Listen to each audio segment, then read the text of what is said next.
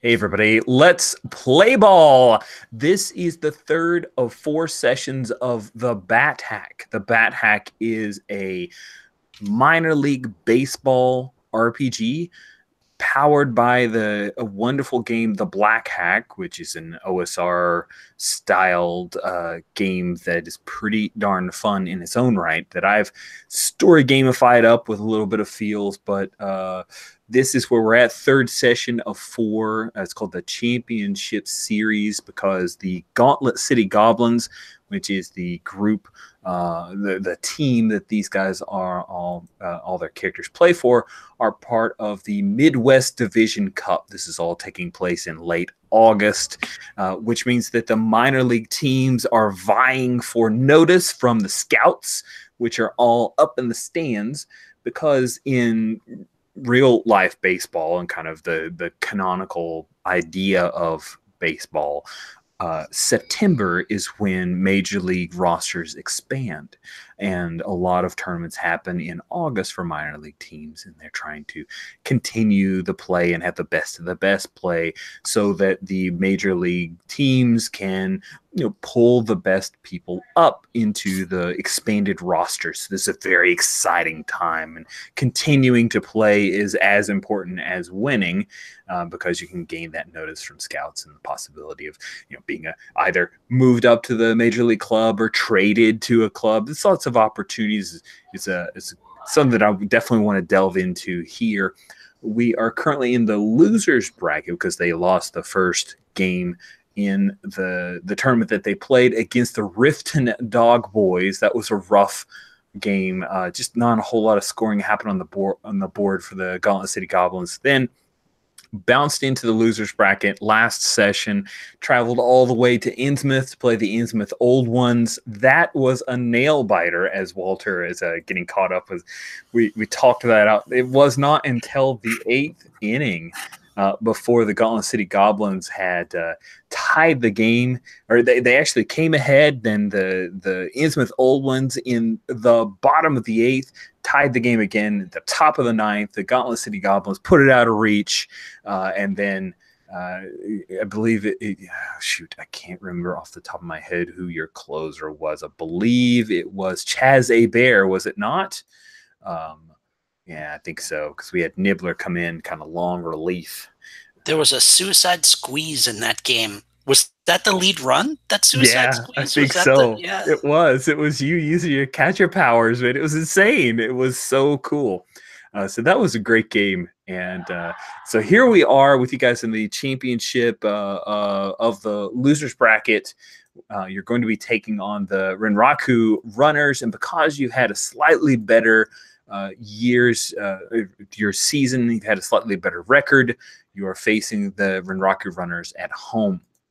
You came back on not a red eye, because you guys take a bus to Gauntlet City and had a couple days of downtime. And even though you've had some downtime, unfortunately, Little Bird is still just too injured. And coaches said, listen, we've got some nibbles from the Major League Club, and they really don't want you injured. So Mike has sat him down. Tim Lynch is going to be starting as your first baseman. Lynch is 6'2", 220. He's a left-hander, so his bat's going to be useful. And he's actually plugged him into the 3 spot. So we will have to. I gotta. For some reason, I had a little error there, and who was playing there? Brick DeVore. So we've got JJ is going to be our leadoff hitter, and then Terrence Robertson. Hold on a second here. Something's gotten really messed up, because I don't think David's going to be batting 8. So let me tweak this. So this is one of those where Mike Hernandez is talking with Gary Ingram, the new hitting coach and third base coach for the Gauntlet City Goblins, about their lineup, and looks like there was some confusion there. So Terrence Robertson is going to be, oh man, I really screwed something up, because Terrence Robertson can't have 2 center fielders. Let me fix this. So let's see. let's have you guys, as I'm tweaking the lineup here, introduce us, remind us of your character. Go ahead, Jim, if you could, and remind us a little bit about the guy that you're playing. Cool. I am playing the right fielder, Stash Molnarski. All of his friends on the team and the fans just call him Ski. That's what he's got on the back of his uniform, SKI, Ski. And he is a good ball player, not a great ball player, but really good with the fans. Just his, kind of stat wise, likability is his highest stat. So he is plays gentle, practical jokes on his teammates. He's the kind of person who remembers people's names from having met them once, and just likes mugging for the camera. His whole thing where his family has a polka band and his mom cooks for the team and he actually brings his accordion to games and stuff like that is a thing that the fans like. He's a good fielder. He's got a good arm. He's good at getting around the bases. He's got an average bat, but nothing, doesn't hit much for power or anything like that, but is really, I think, if he gets to the majors, it's going to be because kind of on the strength of his personality over some other people that might be more talented, but less comfortable in front of the camera, which is how that goes sometimes. So, but Stash is looking forward to getting out there and having fun. I think the other thing that's important to say is that he genuinely enjoys the game. He considers it a real privilege that he gets paid to play.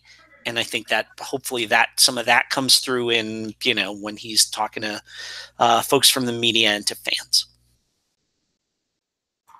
That is Ski indeed. And Ski's sister, of course, seems to maybe perhaps want to cook probably for no other reason, for Little Bird.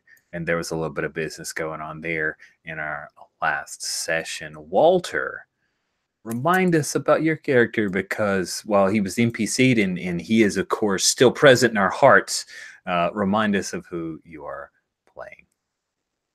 Yeah, I am playing David Williams. David is not one that anyone's ever accused of having natural talent, but he really loves the challenge. He's always wanted to he's always wanted to make it to the big leagues and be a baseball player. And he's decided that he's just got to push and push and push, and he's going to make his dream come true. And he's just totally decided to dedicate himself to it for a while and make it happen. He's staying with a wonderful host family that really allows him to focus on what he's doing. Eddie and Juanita Gonzalez, and they've been wonderful. Made him feel like he's at home here. He's a little bit upset recently that his friend Eric, who was the hitting coach, is no longer the hitting coach. So he's still trying to work out his feelings about that, and seeing how he gets along with Gary. That's where he's at. He's putting his mind on the game and ready to go. Awesome. Good. I am still making tweaks to this gosh darn setup here, but I think I've got it just about worked out. So we are going to pick up. Let's make sure. I think this will be my last tweak, and I'll feel comfortable with this batting lineup. All right. Yeah.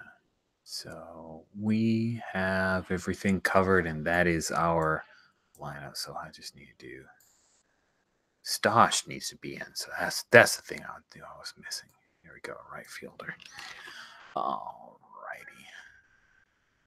Let's have him bat right here. All right, so Alexander Palma's coming out. That is not what I want. Oh, I'm sorry, guys. I should have had this ready for you before we started. is holiday time, so things have been a little crazy in the Rogers household. All right. So it is, if I remember correctly, we said that the championship game of the losers bracket was a Wednesday night game because you guys had a few days to rest and recoup. So we're going to pick up with Wednesday morning. And you guys have kind of settled back into a regular sleep pattern. And the first thing that we pick up with is David waking up to the smell of bacon and coffee, and then it's just like that sweet mix of pancakes, and that is the first thing that you have. If you remember correctly, your room that you're staying in is Inez, the sister who's off at college with Galarian. So her room, and it still has it still has bands of her the high school, back when she was in high school, her kind of the star rock stars and pop stars that she loved, and hanging up on the wall, all the rock posters, and the closet is completely packed with all of her clothes and possessions and things. They just kind of all got pushed into her closet, which means there's no closet space for me. So I'm still living out of bags, which is fine. I'm totally I spend most of my spare time on my Nintendo Switch. When I'm just kind of relaxing in my room at this point. Don't have too many possessions. Cool. And right. So I wake up and I smell that, and I'm like, oh yeah, smells so good. Love Juanita's cooking in the mornings. And I think the Gonzalez family, they often will cook kind of a lot of their breakfasts will be like chorizo and egg and the like, but they seem to have gone with a little bit more of an Americana breakfast for you this morning, perhaps because of the big game. And I know that Eddie he drives a truck. Did we ever talk about what he does? I don't think we did, but he did have a truck. Yeah, I get the feeling he had a work truck. Yeah, maybe he's maybe he's like a contractor kind of thing. Like, works on houses, that kind of stuff. A roofer.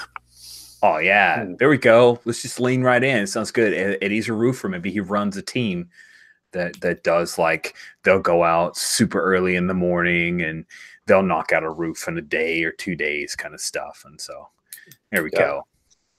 So when you get up, Eddie's already out, but Juanita is there. And when you come, imagine it's like a 2-level home, and so you come down the stairs, carpeted stairs. Do you imagine if they have any pets? You think they have any pets, David? Yeah, they do. They have 2 cats. Juanita loves the cats. Yeah, one of them is like super fluffy black cat. The other one is a thin calico cat, and the calico cat has like no patience for anybody. It's a nice cat, but it's not a lap cat. The black cat, total lap cat. I think that the fluffy black cat was named by Inez and is kind of older, and so I think they call it Syl now, but it originally was named Sylvester. And thin calico cat. Jim, you got a good cat name for me for a thin calico cat that really doesn't like to deal with people?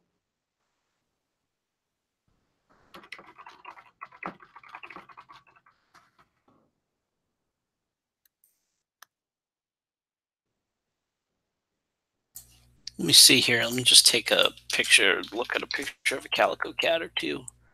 The picture will tell you. Yeah, a bandit, because he's got like a little, like the black on his face makes him look like a little.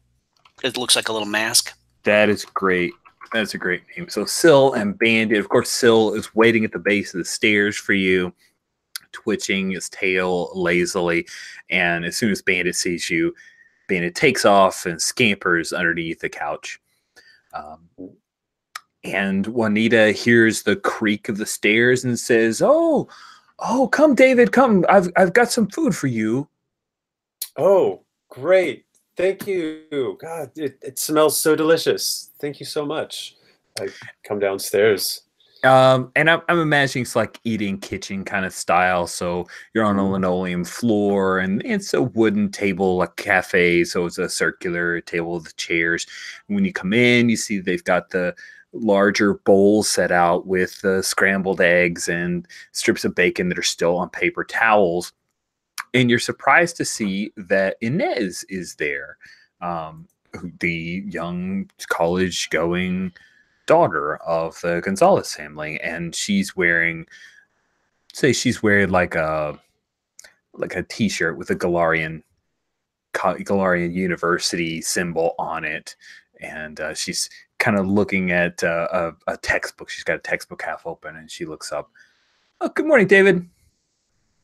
Oh, hey Inez. Hey, how you doing? I didn't know you were back. Are you staying in town for a little while?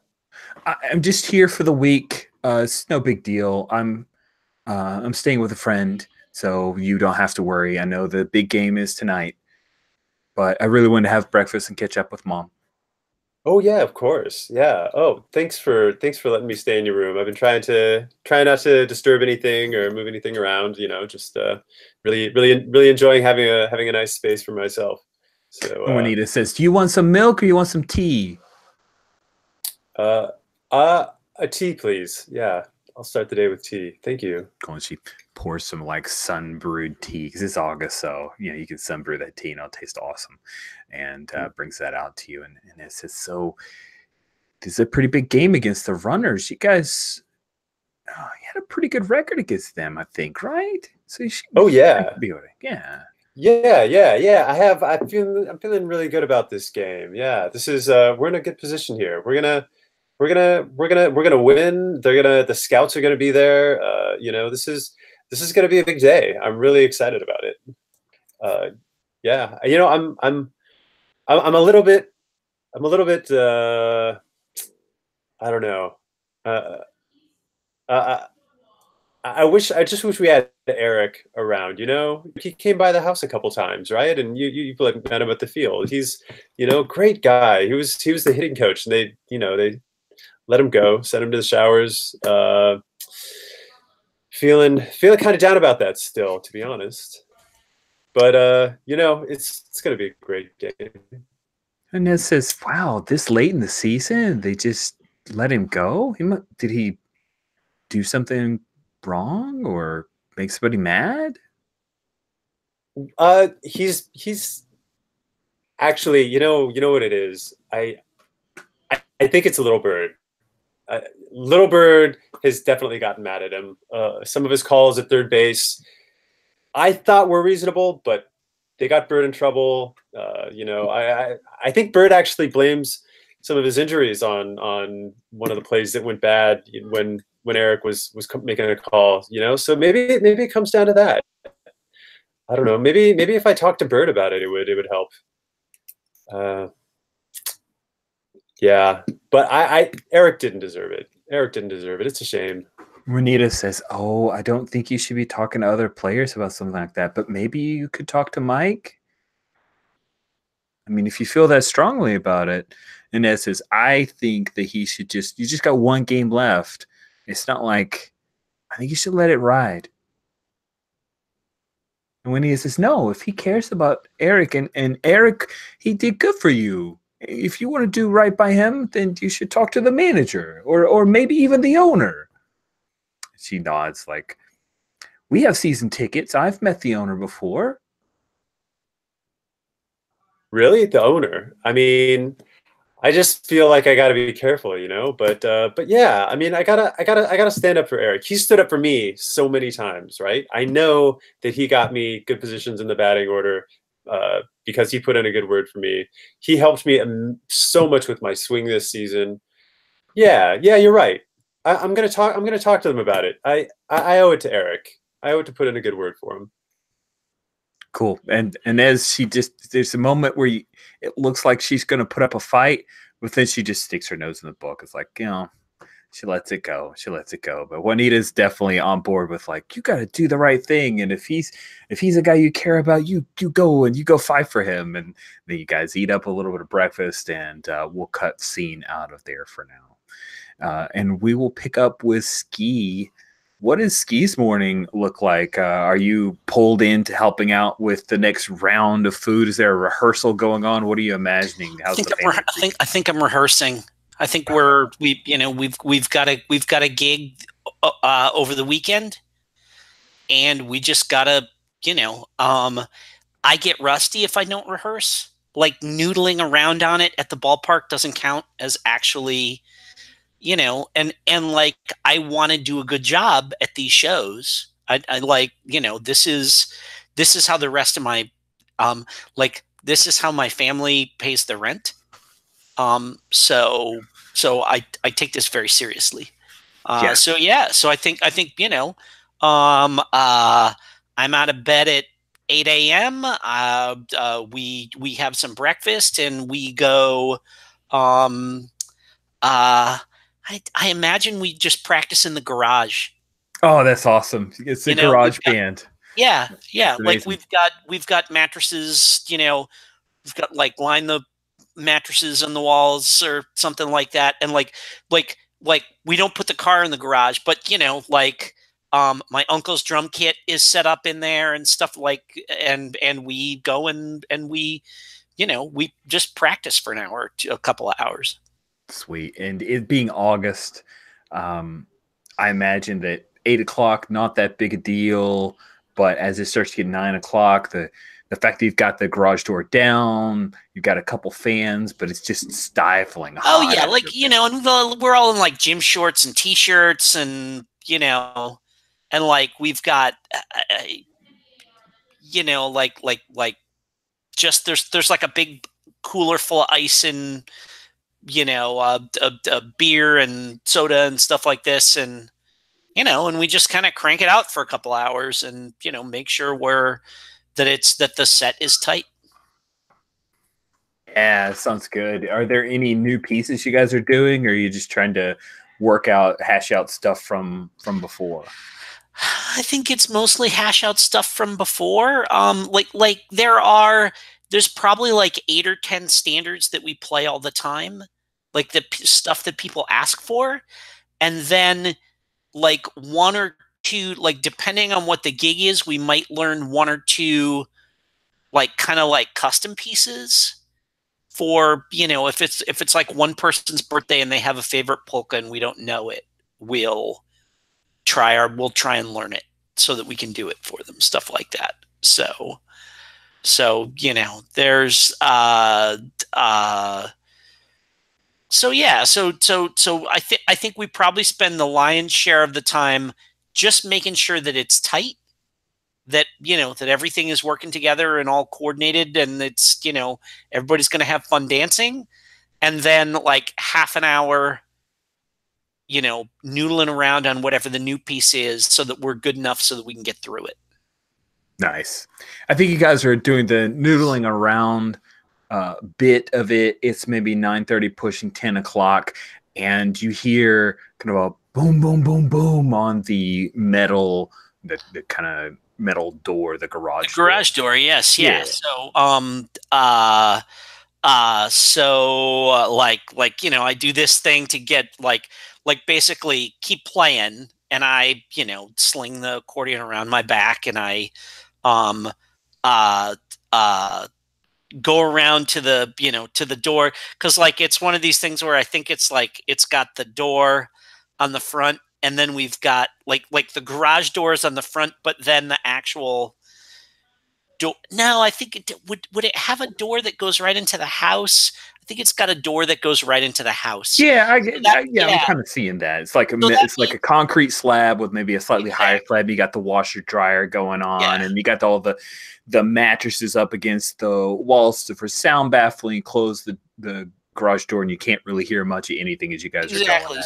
So like I kind of like we hear the banging, and I kind of do this, and like I say keep playing, but everybody stops anyways because everyone's like so, you know, like knackered and stuff that it's hot and like it's an excuse to have another beer and stuff. So, you know, and I do that thing where I like roll the door up, but I'm still holding the handle, and I don't think I'm expecting anyone, right? No, and I imagine that you guys are kind of a fixture, so it's not like a neighbor would come by and complain. That's why you have the mattresses up. You know, it's Well, and it's also, I mean, it's a freestanding ranch house, you know, Mhm. and it's, you know, on like 2 acres of land, and we've got, you know, it's you know 250 yards to the, you know, to the house next door, so we can pretty much kind of crank it out as long as we keep the doors closed. It's fine. And you open up the garage door, and then you know the first thing we hear is the noise of people mowing yards in the Yeah. background. Oh yeah. Some Like dog barking a few yeah. yards away, and you see the Jane Forster, the ace reporter for KGOB, is standing there, and her van is parked on the street, and she says, "Hey, tried knocking on the door. Sorry." Jane, you have caught me during rehearsal. I kind of guessed, but I've been out here for a bit. I was wondering if you were going to be done anytime and maybe we could chat. I'm gonna need about 10 more minutes. And I kind of grin, and I like leave the door up, and I walk back in, and I kind of like wink at my dad and kind of like do a little over my shoulder so that he can see who it is, and you know, and the van. And I say, let's do the eyewitness polka, which is like a polka we have that's based on their like the theme music for the local news show. Oh, nice, Like a nice, little nice. like it's not a whole thing, but it's like a little like 2 minute stinger that is like, you know, like a polka version of their, you know, dun dun dun dun dun dun dun, dun like their whatever, like the local music. And so Sweet. we kind of get that going, and I'm sort of like grinning at her, to, you know, to see how long it takes her to recognize what we're doing. And then we do a couple of that, and then and I kind of we sort of like start. I think we all just kind of crack up, and that just sort of like you know, like it just sort of kind of peters out. And then I say, okay, you know, Goblin Polka, 1, 2, 3, 4, and we do the whole Goblin Polka.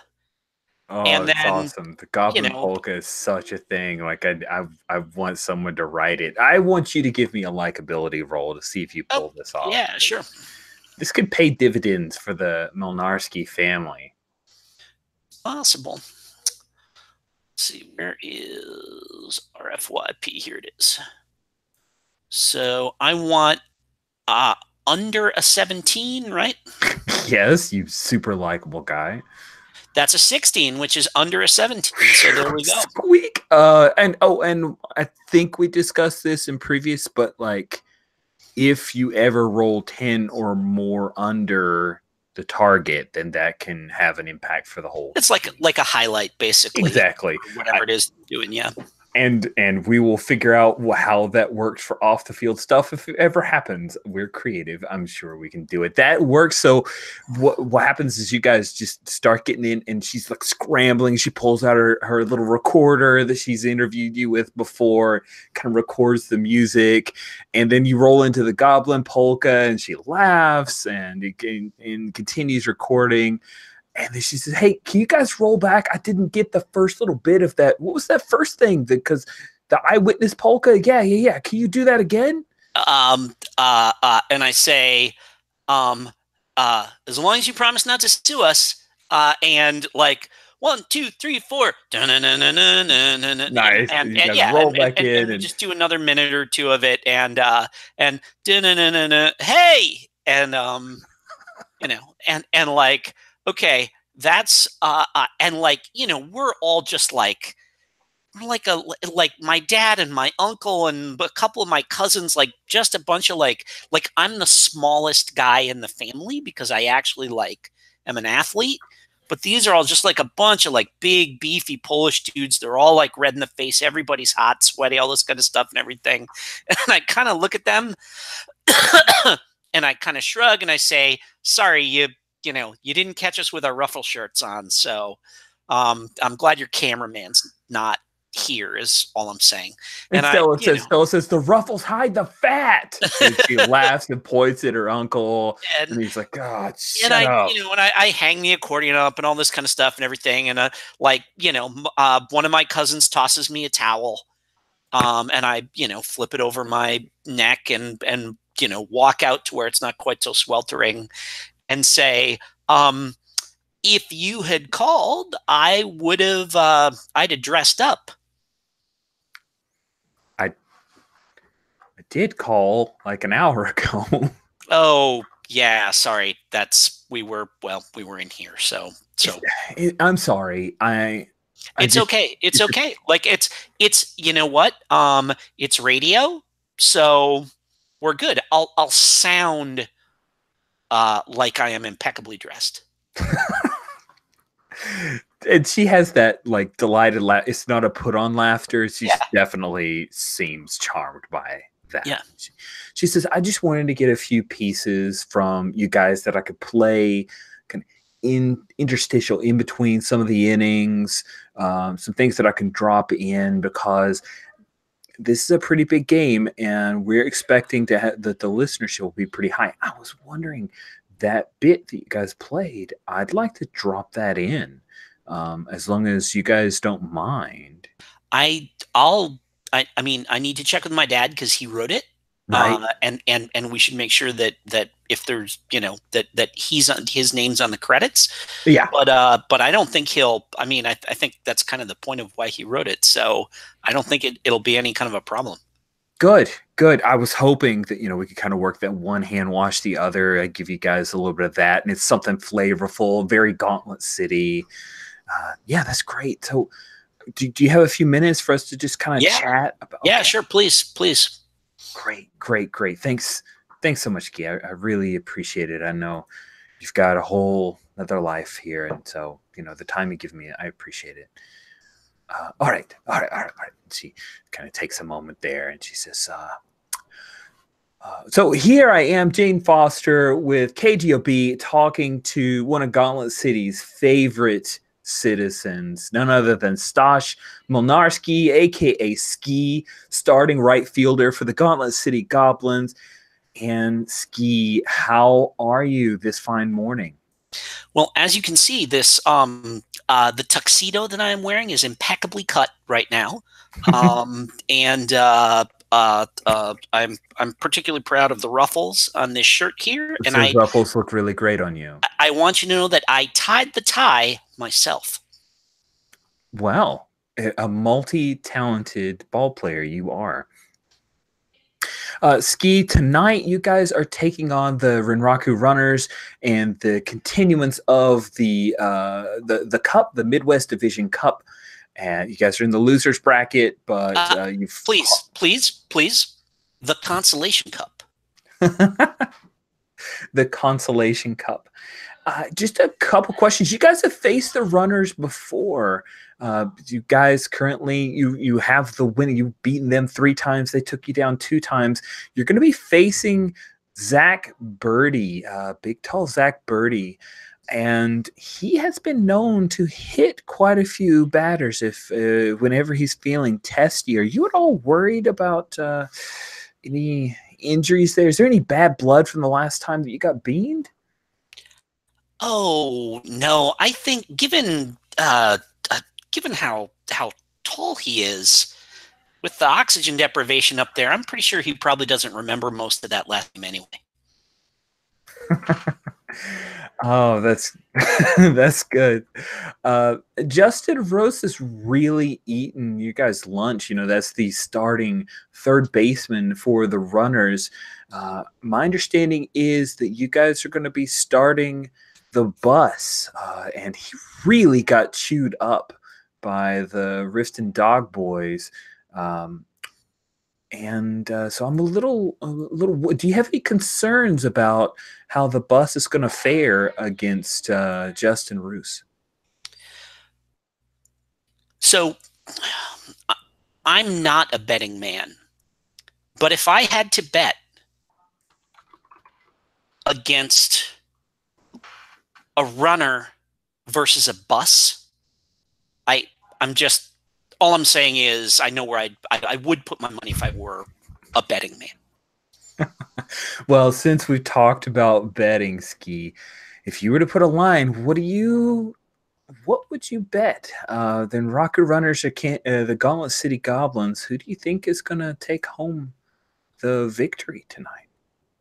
I think is this on? I say, and I like tap the mic.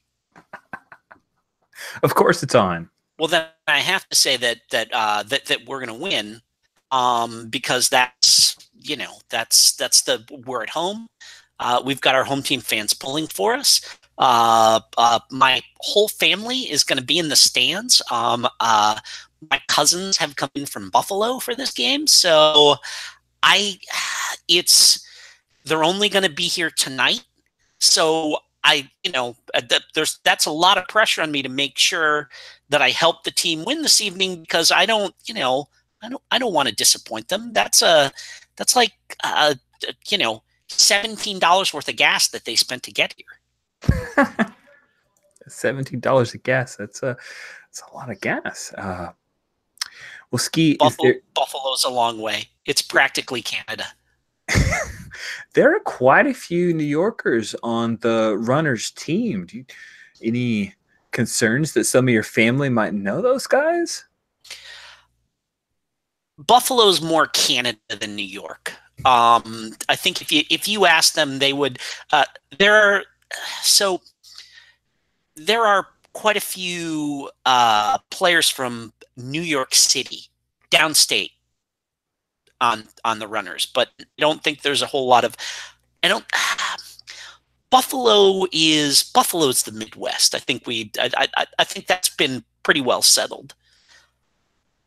Right. The favorite sport there is hockey. I mean, I don't think I need to say anything else. Okay. And then the last little bit I wanted to ask about, understand from speaking with Mike this morning that unfortunately Little Bird will not be making a start, that Tim Lynch will be coming in and playing first base for you guys. Any thoughts around the loss of Little Bird on maybe the most important game of the season? The most important game of the season was last night's game. Sorry, the most important game of the season was the last game we played, where he got hurt. Except the most important game of the season was the game before that, because that was what got to that game. Although I guess if you think about it, then the game before that would have been the most important game of the season. You know what? It's almost like every game is the most important game of the season, or at least we really ought to be playing that way. So I'm going to go in tonight treating this game like I do every game, which is that it's the most important game of the season. Little Bird's going to be in the stands, and he's going to be pulling for us, and we know he's going to be there. And I feel bad, because if we take this in 2, he may not get to play again. But I think he'll enjoy the victory whether he's on the field or not. And I'm pretty sure you can quote him on that. All right. Well, Ski, thank you so much for getting so dressed up for a radio interview. You look great. Thank you. Thank you very much. You'll notice you can see your own reflection in my shoes. I can, and I feel like maybe that could be used against me. Thank you so much, Ski, and good luck. Go Goblins. Go Goblins. Thanks a lot. Cool. And then she clicks the button and she's okay. You're off air. Thanks, Ski. You're always such a great interview. See you tonight. Okay, see you tonight. And then she prances off to her van, and she didn't have her cameraman. She just drove out here herself, and she'll take off. Stella comes out as she's driving away, and she says, "Why didn't you invite her in for like a beer or a heavy makeout session or something?" What the hell are you talking about? She's super into you. Doesn't matter. If we get involved and anybody sees that we're involved, then anything she says about me and about the team is nobody's gonna take it seriously. She does this look to heaven. What do you mean? What do you care about that? Like, you like her, she likes you. No, just go for that. No. I work with her. Do you understand? We work with her. She works for the radio. You're a baseball player. We are doing the same. We work in the same workplace. If I get involved with her and anybody finds out, that compromises all of her coverage of the team, all of the coverage of me, and probably affects my chances to get into the majors and pay off mom and dad's mortgage. Come on, you're not that good.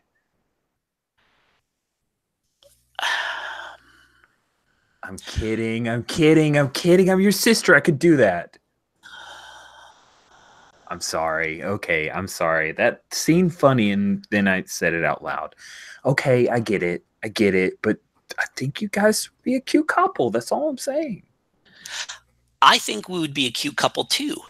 And I really like her. And it's pretty clear that she does like me. But if we do anything about it, it will make trouble for both of us. So, okay. All right. Okay. Well, I will get out of your hair. But I'm not causing any trouble. In case we're going to circle this around to me. Doug and I, right?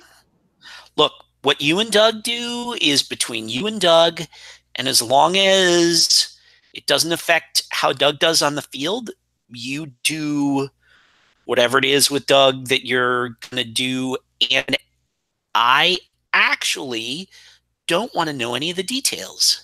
That's fine, because you couldn't drag it out of me. All right. Doug will be in the stands tonight.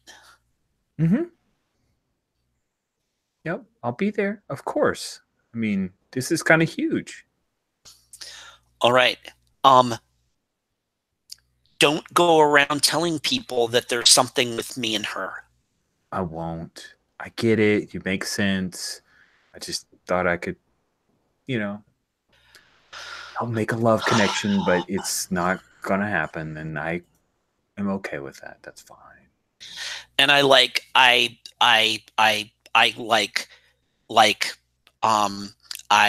reach out and I kind of tousle her hair because I know like a hug would be gross because I'm like all sweaty and everything and stuff like that. And I say, Babushka, I appreciate it. Just let me do this. Okay.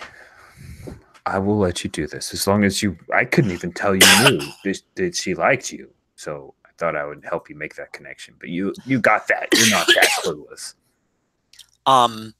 She doesn't go to people's houses to do interviews. That was so cute. Okay. I'm out of your hair. And then she kind of walks back into the house, and we'll cut the scene there. Cool. So we will jump forward some time. You guys are in the locker room. It's before you do your warm-ups. Everybody's in street clothes walking in. There's a big radio that's kind of stuck up on top of JJ's locker and is playing some MC Hammer. And it's very upbeat, and a lot of guys are talking, and jostling around. It's kind of, locker room stuff going on, and a few people braggadocio. Brick DeVore is trying to keep the peace, chatting people up and checking in with folks. And Jordan the Bus Foley, he got dressed. Like, he's just now finishing getting dressed, and then he goes out and he takes the field like super, super earlier than normal. Like, normally he works with the pitching staff and does all that, but he's out on the field way early today.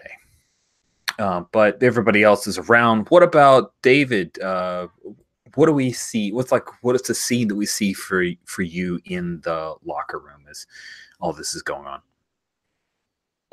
So David, I think he got in early for some extra hitting practice. Right, and we need to have that conversation with the manager, I think. Yeah.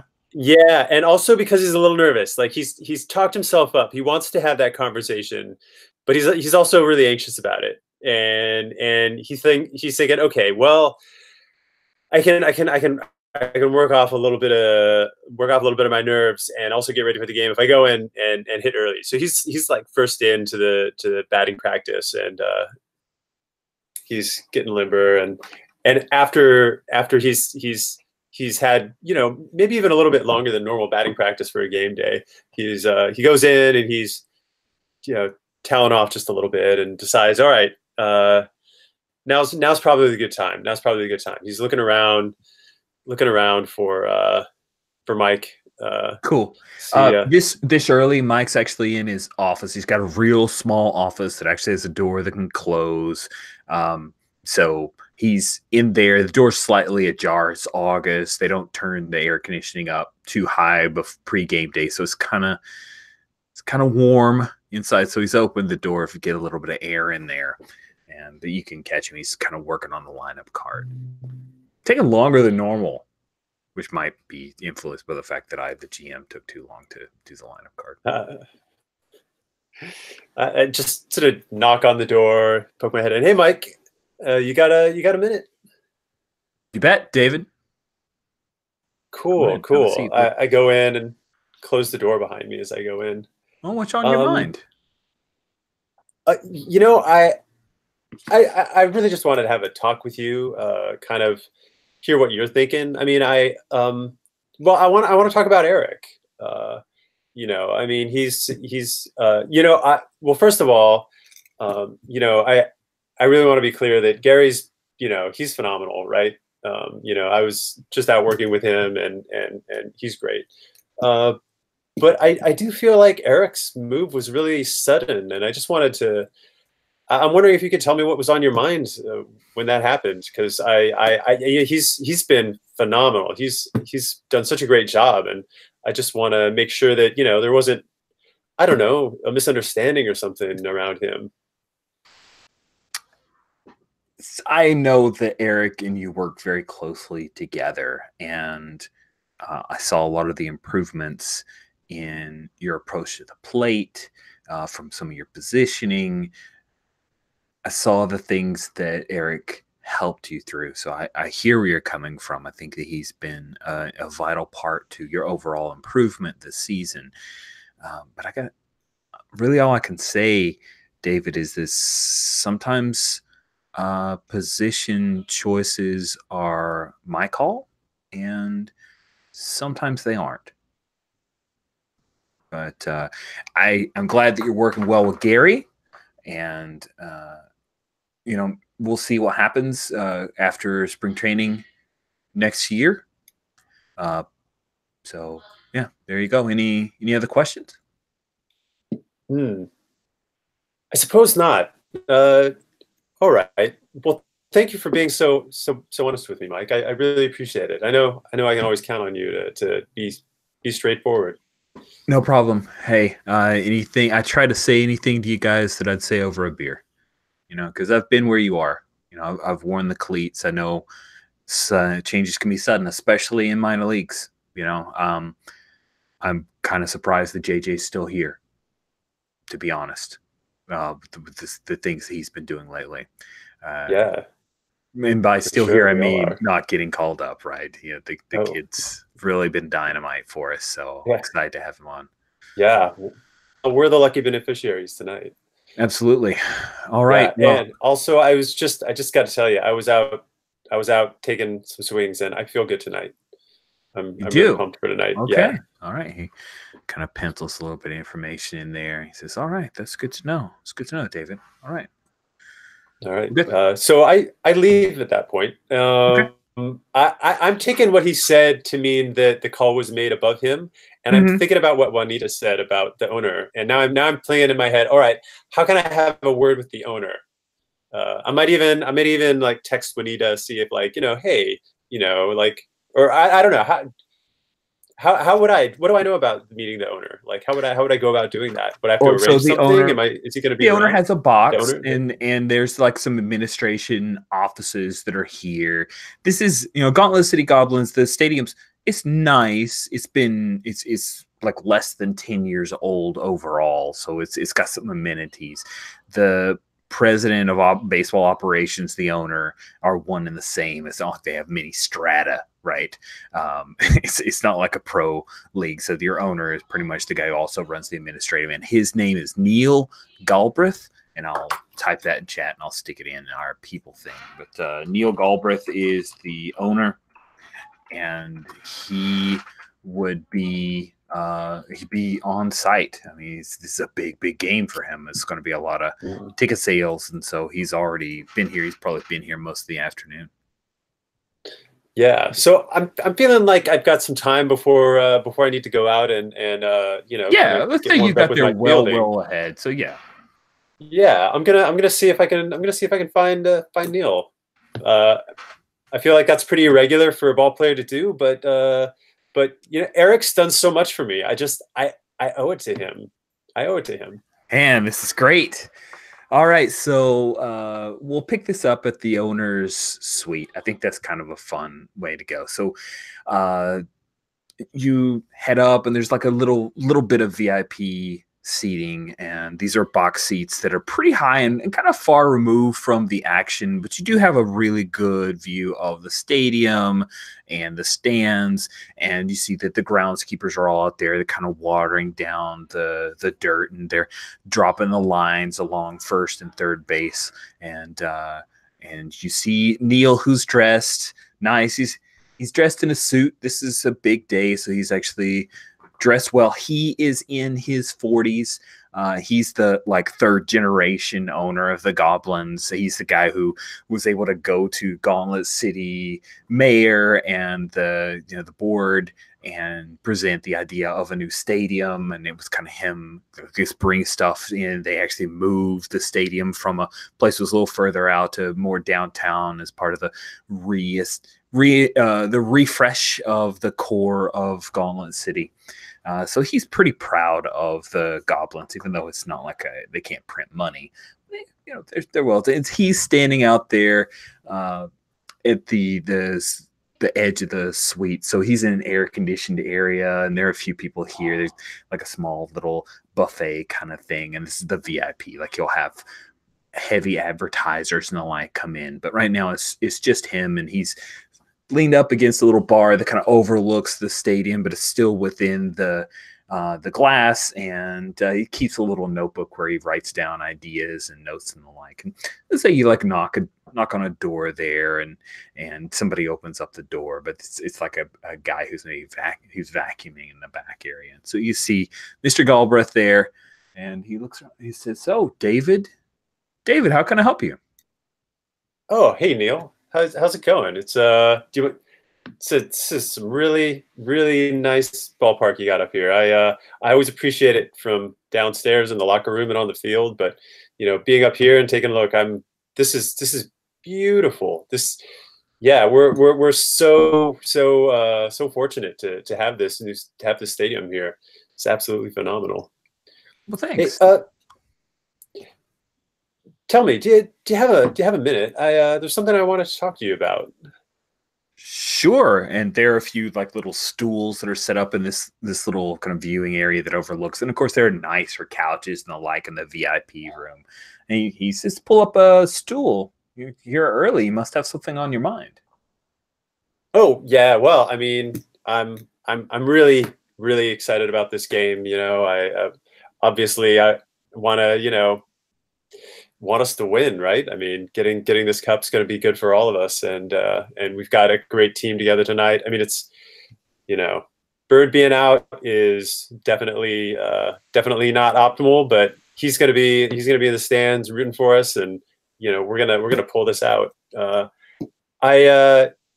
know, there's just been like a lot of you know, there's always a lot of movement in the roster, right? And Yeah. yeah, and you know, there was like I kind of wanted to just put in a word with you about Eric, because you know, I know he moved. I don't know if you're aware of that. You know, he's moved from coaching, from you know, the hitting coach position, and I just wanted to let you know that he's been, because I don't know if you hear this from players very often. So I thought you might appreciate, you know, just like a comment from player about, you know, how much he's done for the team, and just what a great contribution he's had. And I don't just wanted to share that with you. I know you don't worry about those kind of decisions too much. Maybe you're, you know, thinking about building the stadium and managing and the books and things like that. But I just wanted to let you know that you know, he's had such a phenomenal impact on our team. Cool. I would like for you to roll leadership. Okay. So now I do have let's see, what is the details on this? I have something about talking to administration. It says, that's right. Is it? Roll with advantage when test with team management or administration. Yep, you absolutely can roll with advantage here. Unfortunately, your leadership isn't awesome at a 7, but if you can roll a 6 or less on either of those 2d20 that you roll, then you will succeed. Now, and it's worth noting that my leadership just went up as I went up a level. Spinny dice. Oh, nope. Did not get a 6 or less on either of them. Okay. Okay. So he says, I appreciate those good words, and I will definitely keep that in mind for next season. I know that you've shown some pretty marked improvement this season, and you're saying that Eric had something to do with that. That's important to me. Development is a big part of Gauntlet City Goblins minor leagues. That's what you guys are here to do, is learn how to be pros. So I will definitely keep that in mind for next year. During contract negotiations, we picked up Gary on a short stint. We're lucky enough to get him in and glean a little bit of his knowledge, but nothing is set in stone. So I will definitely keep that in mind. Yeah, and I'm definitely taking full advantage. The whole team is of Gary's knowledge while he's here, for sure. Yeah, great. Yeah. It's there's definitely nothing wrong with having you know, more skill and more knowledge upon all of us. Absolutely. He's a good compliment to what Eric's done. Did you want some? We got some really good food over here. I don't know if you eat before game, but if you want to have a few snacks, don't tell the rest of the guys, because then we have like this whole line coming up, and Ski will probably eat the whole thing. So let's keep it between me. Yeah, well, I really appreciate it. That's super kind of you, Neil. I actually need to get back and you know, get my arm warmed up. So I'm gonna go back down, but thank you for your time. I really appreciate it. And no problem. Your hospitality. You pat your shoulder, like a nice bit of camaraderie there, and all smiles, and then you make your way out. Okay. So anything else that you wanted to do in the kind of warm up or set up? Anything you're doing there, David? Nope. Yeah, I think that was it. I think David's feeling really proud of himself. He's feeling like he put in a good word for his friend. He's feeling really good right now. You did what you needed to do. It's not like you can make him do anything, but you. Yeah, absolutely. All right. He's definitely also like got the nerves out. Like, whew, all right, I did that. I talked to the administration. I can do that. He's feeling good, feeling like he's growing as a player, becoming part of a bigger organization. He's got like dreams in his head now of how he's like working the system. Oh yeah, maybe it's one of those things where this is the moment where he maybe makes that start of transition to someday becomes a scout and works within the administration himself. So yeah, it's pretty cool. All right, so we'll skip forward a little bit of time. I want to do a little thing, and then we'll take our kind of mid-game break. So you guys are all suited up, and you can hear the click-clack of the cleats on the concrete floors. You guys are about to head out and do your last warm-up before. And this is the thing. You can hear the crowd all above you and around, and things are starting to get loud and raucous, and you've already heard the synthesizer playing music over the loudspeakers and a few pre-game stuff going on with the kids and things like that. And it's the last time that you guys go out before you kind of take the field.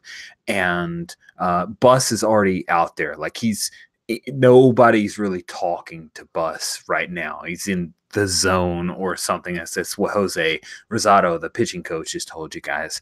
And the club phone rings in Mike's office, and all of a sudden Timmy Clutchfield, the bat boy, he comes running up to you, Ski. Comes running up to your locker, and he's like, Ski. Hey, Mike sent me to you. He said there's somebody on the phone for you. Okay.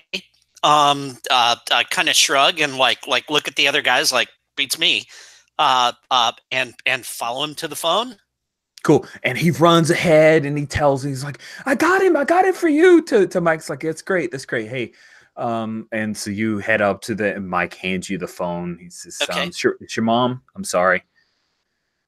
And your mom says, hey, honey, I just want you to know we're not going to be at the game tonight. Okay. Your dad is, we've taken him to the hospital right now. He had a little bit of chest pains, and is he okay? I mean, he's going to be fine. Don't you worry. Are you at the hospital right now? We're on our way right now. I just want to call you. I don't know how long it'll be before I get to a phone again, and so I just want to let you know. Please don't worry. Okay, everything is going to be fine. I can't play if I don't know what's happening to Dad. I will make sure that Stella keeps in contact with you. Right now, we're just going, and I wanted to let you know as soon as possible. Okay, honey, I love you. And have you called her yet? Does she know? She's here. She's coming with us.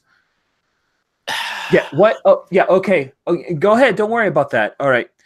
And I'm gonna go. I'm gonna be riding in the back with him. The ambulance is here. Okay. I'm sorry. I should have called you. Is he there? Can he talk? Yeah, No, he can't talk right now. He's in a lot of pain. Okay, I can't do this. I can't. If You've got to, honey. This is important, right? This is important. You need to play. There's nothing you can do for your father right now. He needs to tell me it's okay. He needs to tell me. If he can't tell me that it's okay, then I got to be there for him. All right, I need you to give me a leadership role to see if your mom's going to try to stonewall you. Man, oh, that's not what I wanted to do.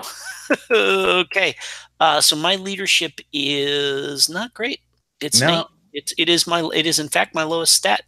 That was your dump stat, huh? Yeah, I go along to get along. I'm not. That's right. I'm not a leader of men, so or parents. Well, now. I'm like let me throw out there. Yeah, go ahead. Yeah. Let me throw out there as a reminder, because some of our feedback from last session, if another player wants to help or support one of their teammates in a role, another player character, they can say how they're doing it and then throw in a teamwork pool, and you can roll with advantage. Yeah, this is a super private thing. Stasha's not gonna. Yeah, it's not like I mean, Timmy could go tell people help for help on this. That's I don't think that's maybe Little Bird if he was there with my sister or something like that, but I don't see that being a thing. So I got to roll a 7 or less here, I think is what's got to happen. You do here, right? indeed.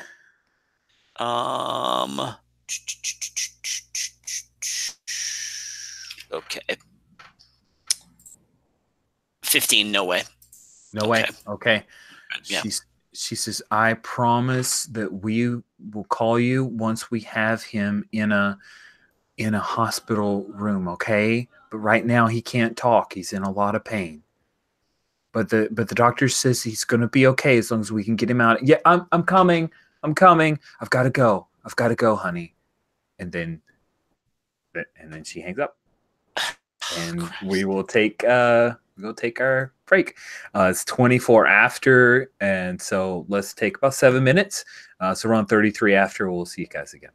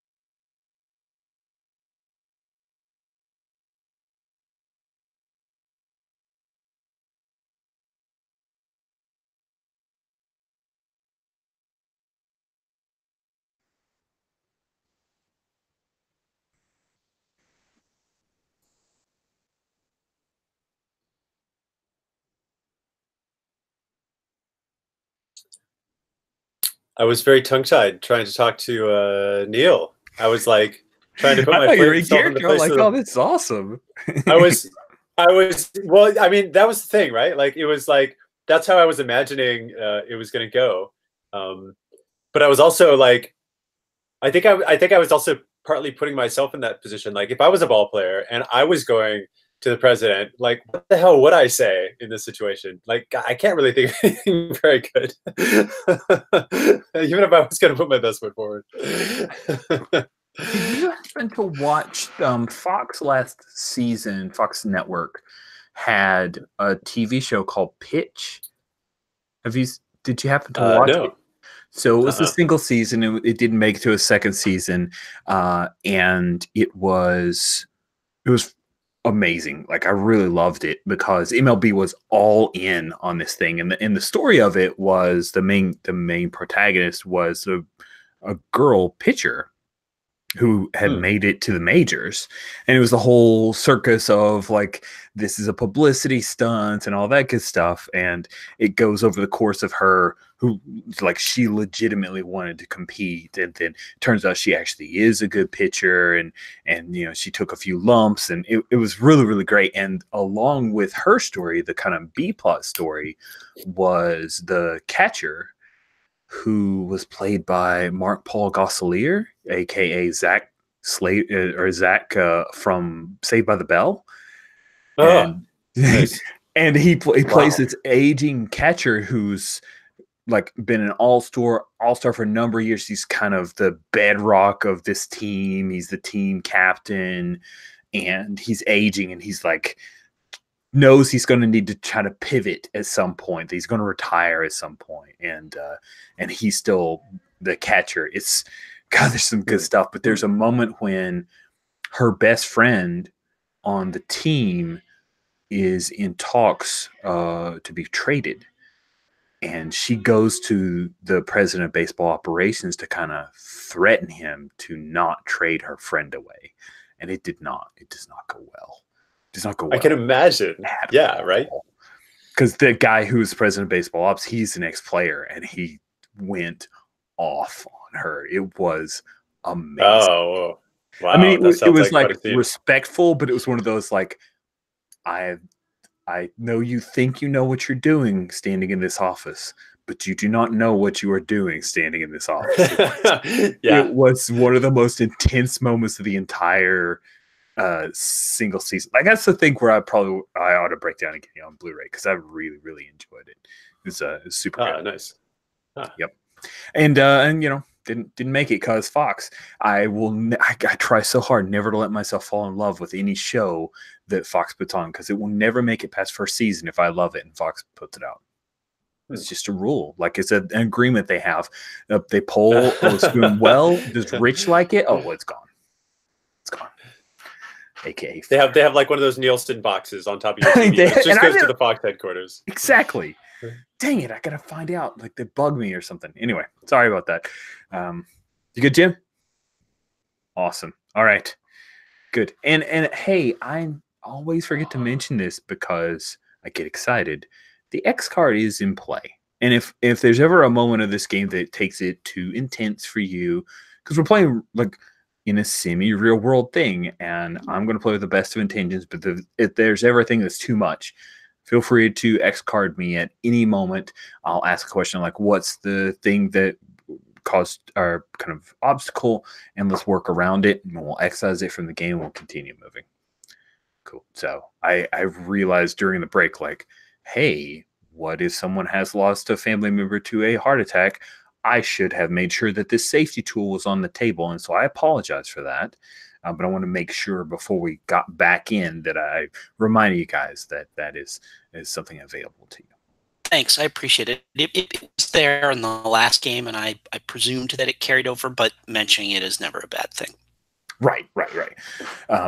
Yes, it is a habit that I am in for other games, but for some reason, this one, I have problems remembering it. I think it's because I get excited, but that doesn't excuse it. I'm just trying to like analyze why does Rich F this up. And before we step in, I just want to say the a Very Spidey Christmas EP came out today, and I bought it because I'm a dork and I freaking love it. It's probably overpriced for $5 for like basically 5 2-minute songs, but I don't care. It tickled me, and it's well worth it. Like, maybe you can find it on YouTube and you don't have to pay anything. But Jake Johnson as Peter B. Parker singing "Deck the Halls" was just the best thing that I've heard today. And the Chris Pine does 2 songs, and they're great. The end. So now we are here. We are playing baseball again. Hold on. Oh, come on. Get used to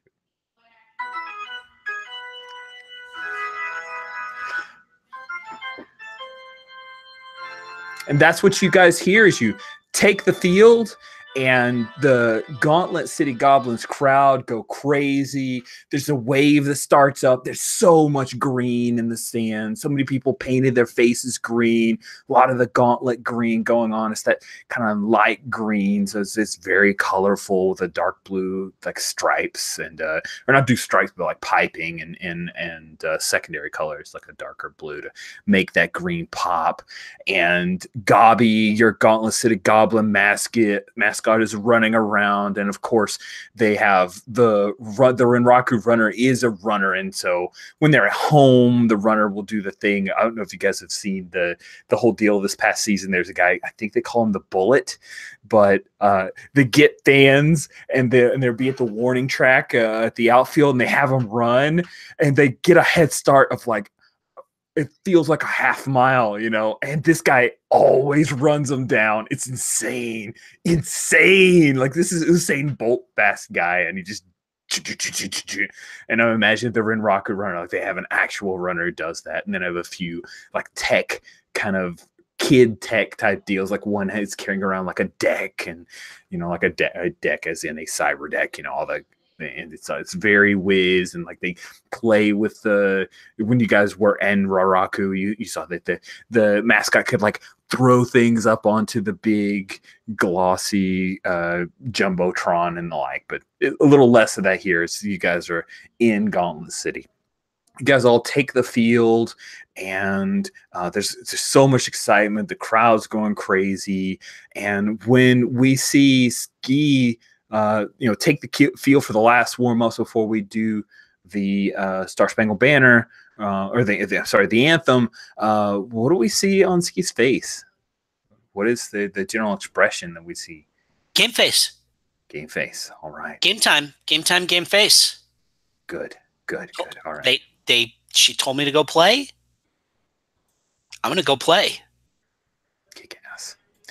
And then when you jog out as well, David, and head over to third base to, throw a few grounders, we kind of glance up and we see Galbraith and a lot of the VIP folks are up there, and they're cheering, and they've kind of taken down the windows for the first early part so everybody can hear the crowd.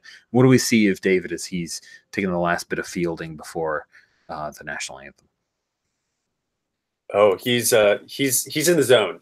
He's in the zone. He's so focused. His arm feels really good, really loose, and he's looking really good. He's looking sharp out there. Awesome. So then everybody lines up, and we have the national anthem, and of course it's nice and quiet. And Gauntlet City, the national anthem is sung by. I'm trying to think of some like moderate celebrity, Brooke Oleander, who is they're fairly attractive college age, and they belt out just a warm rendition of the national anthem, and they get the home of the brave, and it echoes across the loudspeakers, and everybody gives out a big cheer. And it's a home game, so you guys take the field first, so a little bit of pepper going on. And then we go into the actual mechanics of the game, and we will do our first diamond crawl.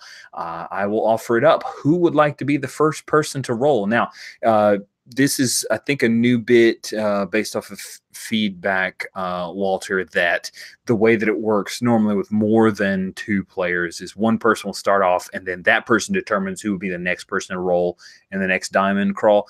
Nah, it's just going to be back and forth between you guys because, that's the way it is. So who wants to go first? Well, I would prefer if Jim goes first, because the last time I started off the diamond crawl, we ended up down 3 points. Yeah, that's true. They call them runs in baseball. That's true. Yeah, sure. I'll fire it up. All right, single D20 roll, and we roll on the diamond crawl chart for the first 3 innings of the game. All right, so we are on defense. No, we're doing the whole innings. We do the 3 innings, so it's the diamond crawl chart, not the opposition half inning chart. Oh, there we go. Diamond crawl chart. There we go. Okay, cool. All right, got it. And it's just a straight up D20 roll? It is a straight up D20 roll. There are no, at this current iteration, there are no ways to modify this roll. That is a 9? A 9er. Player defensive opportunity to stop a run. So it turns out that the first inning, there's only 1 hit for the Goblins, no hits for the Nraku runners for the first inning. In the top of the second, the first hit happens for the runners, which means that the bus is no longer carrying a no-hitter, but really you don't even think about that until the 5th or 6th inning. And the situation that we have for defensive opportunity to stop a run is that Brett Austin, the catcher, is up to bat. And none other than Justin Roos, who did get a so it would be Josh Arndt, who got on base, and he's made his way to third. And there is a hot grounder that is sent down the third base line, David. And Josh is told to go. Like, they are going for it. There are 2 outs. And so he is running as hard as he can. So you need to make a defensive play and throw across the diamond to first base, or if you want to try to throw for a tag at home, but the safest bet, the highest percentage chance of you getting it out, is try to throw out Brett Austin, who is a speedy catcher, but a catcher nonetheless, meaning his wheels aren't amazing.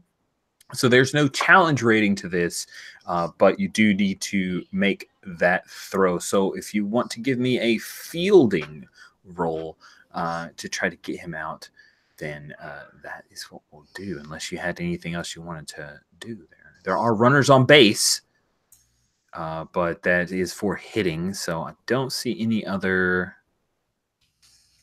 Yep, I don't see any other stuff, so... Oh, you are talking on mute, Walter. Let's see. Right. Okay, so I didn't catch all of that. So you said there was someone on third, and then they got a hit? Yeah, so there's a man on third, and the catcher just sent a hot grounder right to your right. It's going to skirt down the third base line. You're playing third, right? So it's going to be one of those where you have to make a diving catch, come up, pop up, and throw all the way across the diamond to first base in order to get out the catcher. So you need to make a fielding roll. Okay, my fielding is 11. Let me just glance at all my moves. Let's see. So, okay, it's for hitting. All right. Just want to take a minute to make sure I'm not missing. Yeah, no. Take your time. You're settling back in. I want to make sure you're comfortable with those moves. Okay, and then there's team usage die. Can you remind me how the team usage die works? Absolutely. So the team usage die is usually used in lieu of when NPC batters are doing things. You can, if you wish, substitute it in for an effect die as a player. However, it got knocked down in the last session, so instead of D4. So that would not be a good idea for you to swap out that sucker. Although someone who's clever could potentially use that effect die in lieu of their injury die. Nice. Yeah. So, all right. So then I need to get my, I have an 11 fielding, so I'm going to re-roll a 12. And, oh, all right. Well, I rolled a 20. That's definitely not Okay. below 11. So on a 20, that is definitely a fail. I think that what happens here is that you field it cleanly, pop up dirt and on the front of your uniform, try to throw it as hard as you can, coming across your body, and the ball just kind of sails up a little bit. And the Tim Lynch, like, he's pretty tall, but unfortunately it goes over his head and goes all the way into the stands. And then Josh Arndt, who was on third base, he comes in to score, and that is ruled as an error. And so the Renraku runners are able to score, and they end up, I think with that defensive opportunity miss, he ends up getting all the way to second base. And let's go ahead and roll. Now it's your turn, Walter. So go ahead and roll on the opposition half inning chart to see if you guys are able to get out of this inning. Okay. All right. Shake it off. Shake it off. Things happen. Shake it off. Just stay focused on the game. All right. So, so this time we're doing the half inning chart is opposition half inning. That's just below the diamond crawl one. It is. Okay. So here we go. Roll my lucky die that I've yet to succeed with. You roll low on this game. All right. Well, I got a 9. Okay, cool. So a 9 on that is a defensive highlight opportunity. So I've got player defensive opportunity to stop a run and then defensive highlight opportunity. In the text, it doesn't exactly define what the difference is. I am going to say that for this defensive highlight opportunity is that we go through a couple batters, and again, there are 2 outs. So at this point, the Brett Austin is on third. Nate Cobb is on first. He got walked. So there are 2 men on, and Brian Hart sends one sailing up towards the right field, and it looks like it might be headed for the fences, but you have an opportunity here. The challenge rating for this fielding is going to be a 3. Now, you compare that to your level. I think that you are even up, right? Yes. Yep. Okay, so because you are a third level, that challenge rating of 3 is a wash. So you just need to roll underneath your fielding. If you fail, that will be a home run, and they will be up 4-0. So my special feature is that I can roll with advantage when testing speed to catch a long fly ball. But I have to roll the injury die. Oh, do you wish to do that? Oh yeah. No, I'm gonna leg the shit out of this. Like I'm gonna I think what's gonna happen is I am gonna hit the wall hard, regardless. Like I'm gonna hit the wall hard and come up with the ball in my glove, or it's gonna pop off the top of my glove or something. Mm-hmm. And either I'm gonna get up and dust myself off, or I'm gonna limp off the field or whatever. But so I'm totally gonna test speed with advantage. And pretty intense. I'm just gonna real quick, and I'm gonna ask. And so you are rolling with advantage because of that. So you're good. All right, awesome.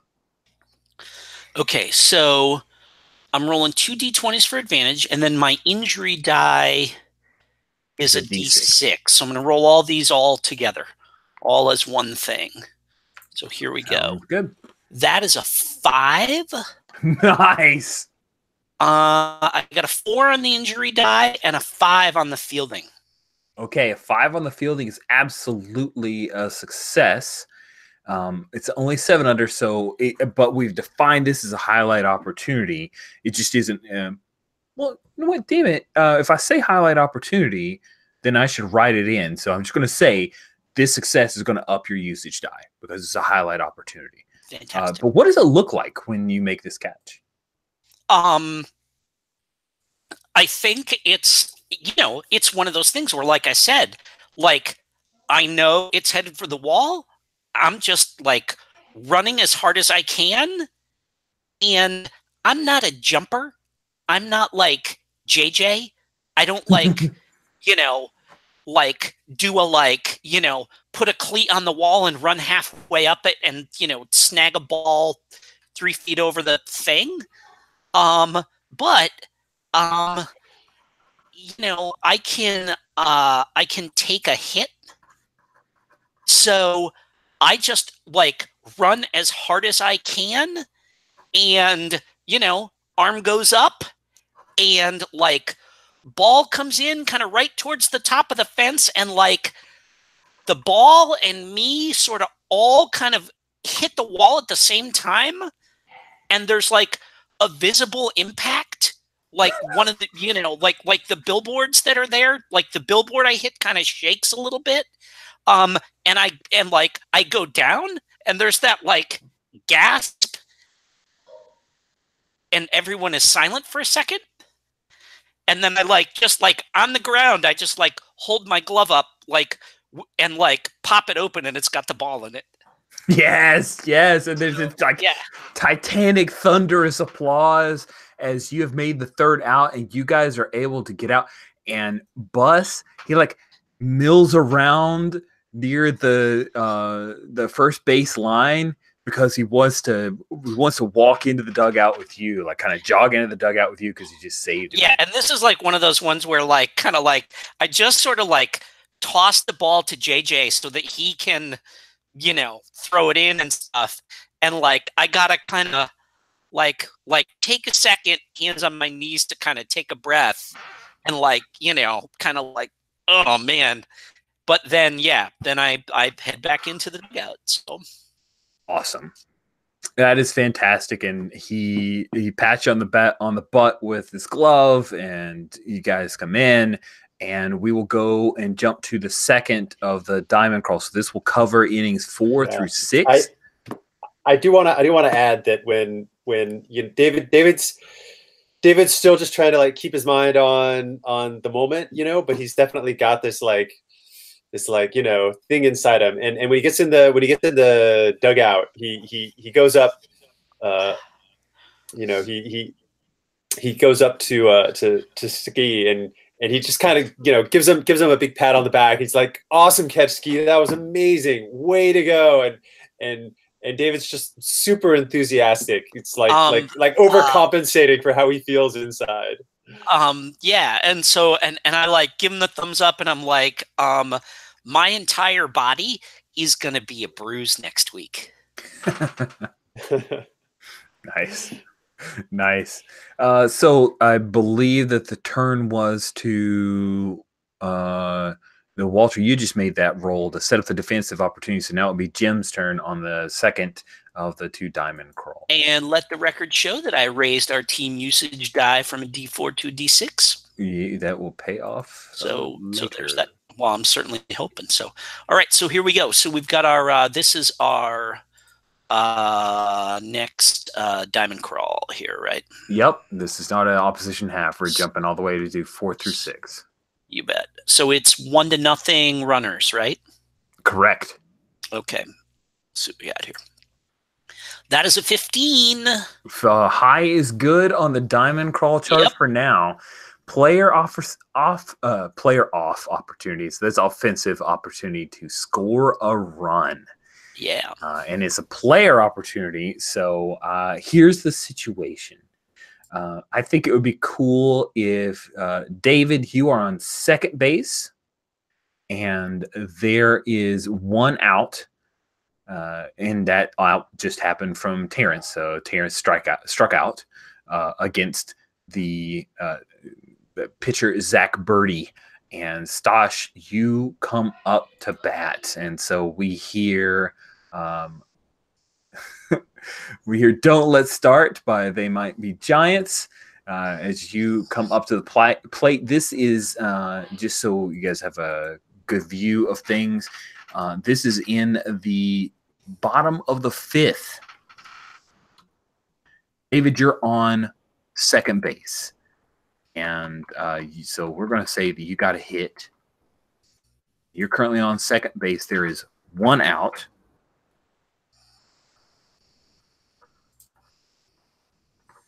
And Ski, you come up to bat. So far today, Zach Birdie has been muscling over people. He's throwing in the high 90s. It's mostly a lot of heat. He is just blowing it past people. And at this point, he has only given up 2 hits. Crowd's going a little crazy when your music comes up, and you are up to bat, Ski. So what do we see? What are you doing? I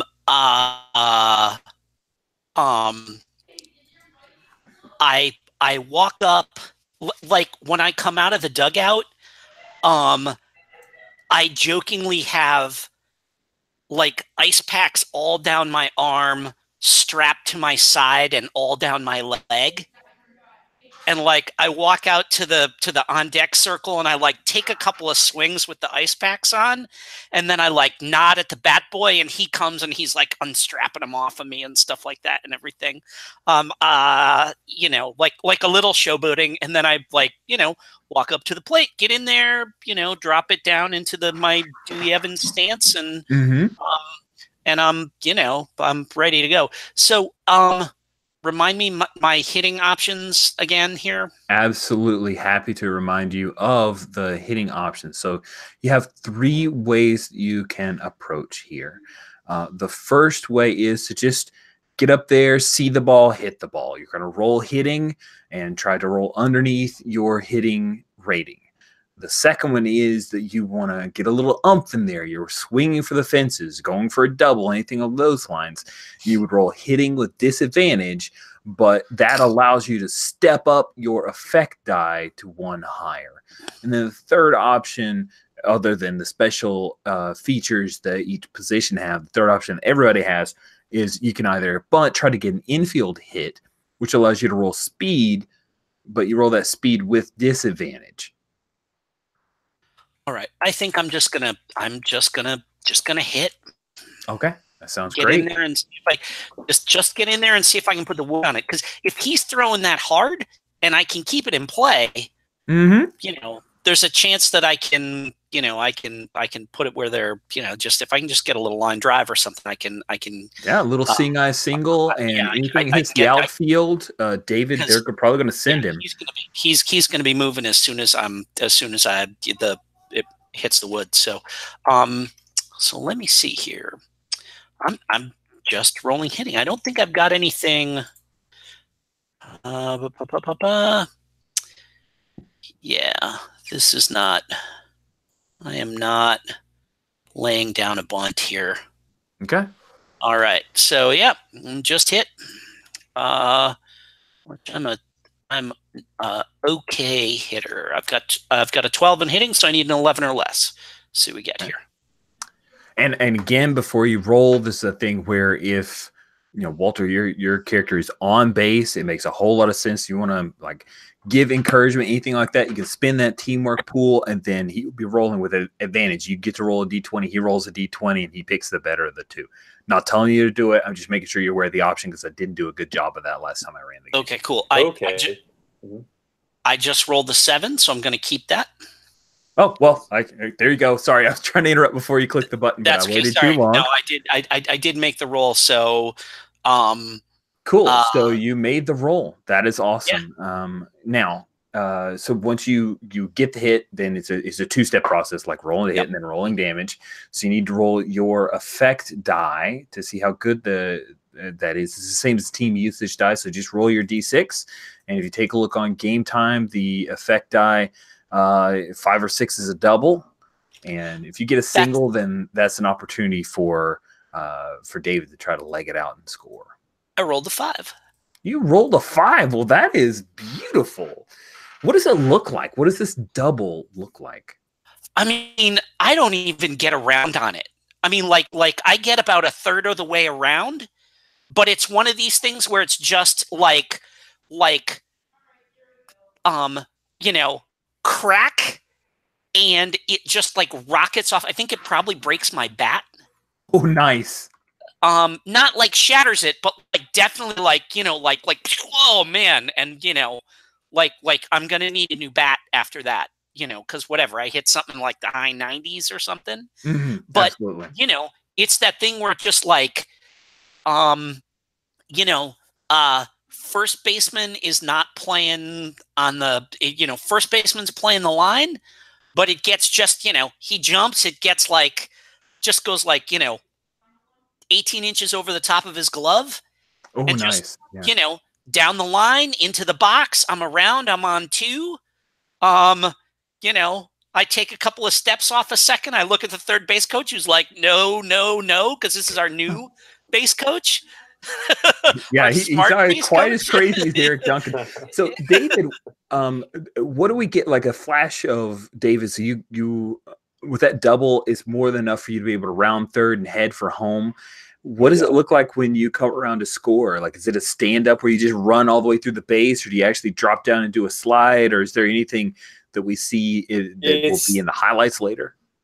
You know, the ball's not even close. I think the catcher's standing there, like, you know, hope with his hands up, hoping that the ball will get to him, but the fielder's like ball and just getting ready. The fielder's like, you know, the outfielder's like pumping it. He like pumps it, and then he's like, no, he like ends up throwing it to third base just to, like, you know, make sure that they prevent a third. It was a beautiful hit, and David just coasts right in. It was a beautiful thing. Cool. So you are able to score, and because we're doing the diamond crawl, that was that one opportunity. You guys tie the game, and then unfortunately, as things happen, Ski, you are left stranded on second base as two more outs happen. Actually, it wasn't two straight outs because the very next batter gets beamed. Oh, somebody gets Gosake gets takes one in the hip. Yeah. So there's a man on first and second with one out, but then he is able to strike out Brick, and I've got, God, I don't know why I have Brian Keller listed in there as the pitcher. We're still riding with Bus. We're still riding the bus. So Bus comes up to, and Mike must have a lot of confidence in him because at the bottom of the fifth, he lets Bus go up there, and it's three straight whiff, and he whiffs on three straight pitches, and the runners are able to get out of the inning, only giving up the one run. And then we skip ahead to the top of the seventh inning. So this is the question. Do you guys want to do the diamond crawl where we'll take care of top and bottom of the seventh, or do you want to roll? You guys actually drop in and do some batting in the bottom of the seventh inning? If we were, because that just happened in the fifth, you said? Yep, that happened in the fifth. So the way that we do the diamond crawl is that for the diamond crawl for the first three innings, there's just one play, or we fast forward through all of it. Second diamond is the next three innings, one play, we fast forward everything else. Now we're to seventh inning, and that's when you guys have an option. And I think, Jim, you just rolled, so it would be Walter's option. So, Walter, do you choose to roll for the entire seventh inning with one D20 roll, or do you want to roll for the opposition because they're at the top of the seventh, and then you guys actually go batter to batter in the bottom of the seventh? Let's see. I mean, it's tied up right now. It is. It would be. I mean, I could go. You have a better sense of how the timing is because we've still got this is going to go through the eighth and the ninth innings. Maybe we should just save that for the eighth and ninth innings and roll for this whole inning all at once. Absolutely. Go ahead and roll that D20 if that's what you'd like to do. All right, I'm going to do that. Let's see here. Although, how does it typically work though? If we did do all three innings, I mean, we're still going to just hit like highlights, like because as we're batters, we're only going to come up to bat so often, right? Right. So we might So not come just up to bat kind that of often in walk three it through. innings. So it goes broad, broad, narrow, narrow, narrow. So first 3 innings is 1 die roll with a potential of a highlight play in the middle of it. The second 3 innings is 1 die roll with a potential of a highlight play in it. Then 7th inning is its own thing. 8th inning is its own thing. 9th inning is its own thing. Yeah, I guess I'm just trying to get a feel for like if we roll the hitting, like we're not rolling like every single batter. We're still just doing like when we come to plate or something like that. Like so if you actually want to go to hitting, we drop in and you'd roll batter to batter. Oh, we do. Okay, so that's very detailed. All right. It is. It's a single die roll for each batter, but yeah, it's way more detailed. Eats up a little bit more time, but it also can, be more exciting. It's totally cool. I think the game works either way. Well, what would you? I mean, I don't have much, to compare this with. So, what would be more informative? What would be more useful for you to see happen? Looking at time, we've got 50 some minutes with feedback. If you want to roll the diamond crawl to speed through the 7th inning, that's totally cool with me. I'm never seen anybody choose to do that. Okay. Most people roll it off. Jim, you know what? So that said, I got to roll both diamond crawl rolls because of the way things settled out. So Walter, you haven't had a diamond crawl roll, so if you want to just take one just so that you can get a roll on chart to see what that's like, go for it. Did I? I thought I did have a diamond crawl roll, but maybe that was something else. That was just like a hitting roll or something. Anyway, okay, right on. So, I know. I did the opponent opposition half inning for that. Yep. For when we that's how the breakout. Yeah. Okay, nice. All right. Sure, I can do a diamond crawl roll. I'll do a diamond. All right, roll. Sounds good. There's no wrong answer. There's no wrong answer here, in my opinion. I'm trying really hard to make it to where there's no wrong answer. Yeah, that's my feeling, which is what makes it so hard. All right, I'm just gonna go ahead and roll the diamond crawl. Awesome. I got a 19. Nice. Oh my goodness. You guys take a 1-run lead. So what does that look like? So it's the 7th inning, which means that I want to say that the runners actually score in the top of the 7th. And so they end up getting a couple hits and they score in the top of the 7th, which means in the bottom of the 7th, you guys score 2 runs. So what does that look like? Is it a 2-run homer? Is it 2 different hits where you guys kind of strung together and rallied? What is it? What do you think it looked like? Yeah, I think that I think someone got a hit and got on base, and then maybe it was even JJ. I think I think that sounds awesome. I think JJ ended up getting on first, and then maybe Devin got walked. And so we got JJ on first and Devin on first and JJ on second, right? Mm-hmm, and then I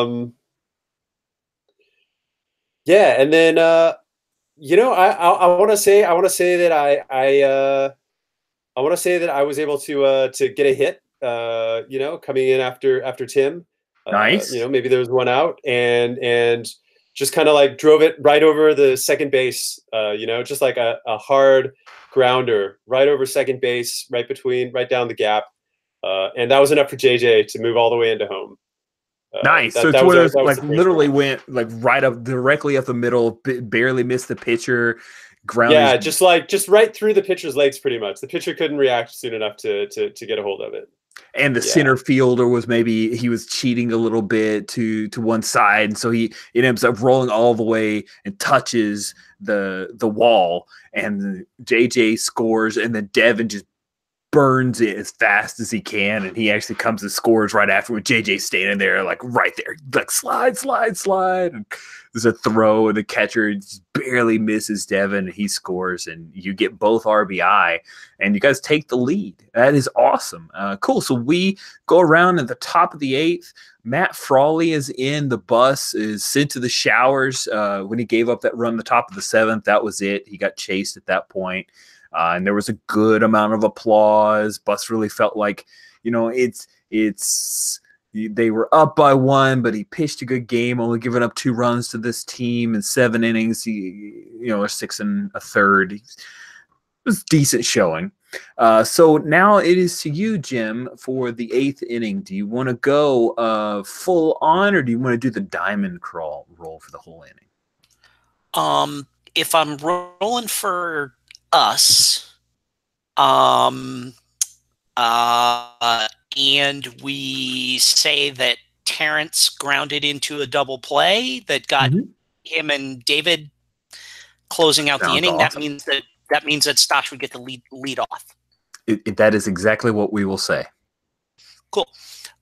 So let's do. We're in the 8th. We've got a 1-run lead. Let's go ahead and do it. Let's see if we can add to it and go play by play here.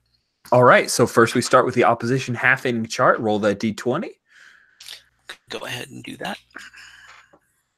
And I'm just going to tell you guys that before the 4th game of this thing, I'm going to flip this chart so that you're always thinking roll low, because that always messes my brain up of wait, I have to roll high on this thing? Yeah, on defensive we want low or high. Yeah.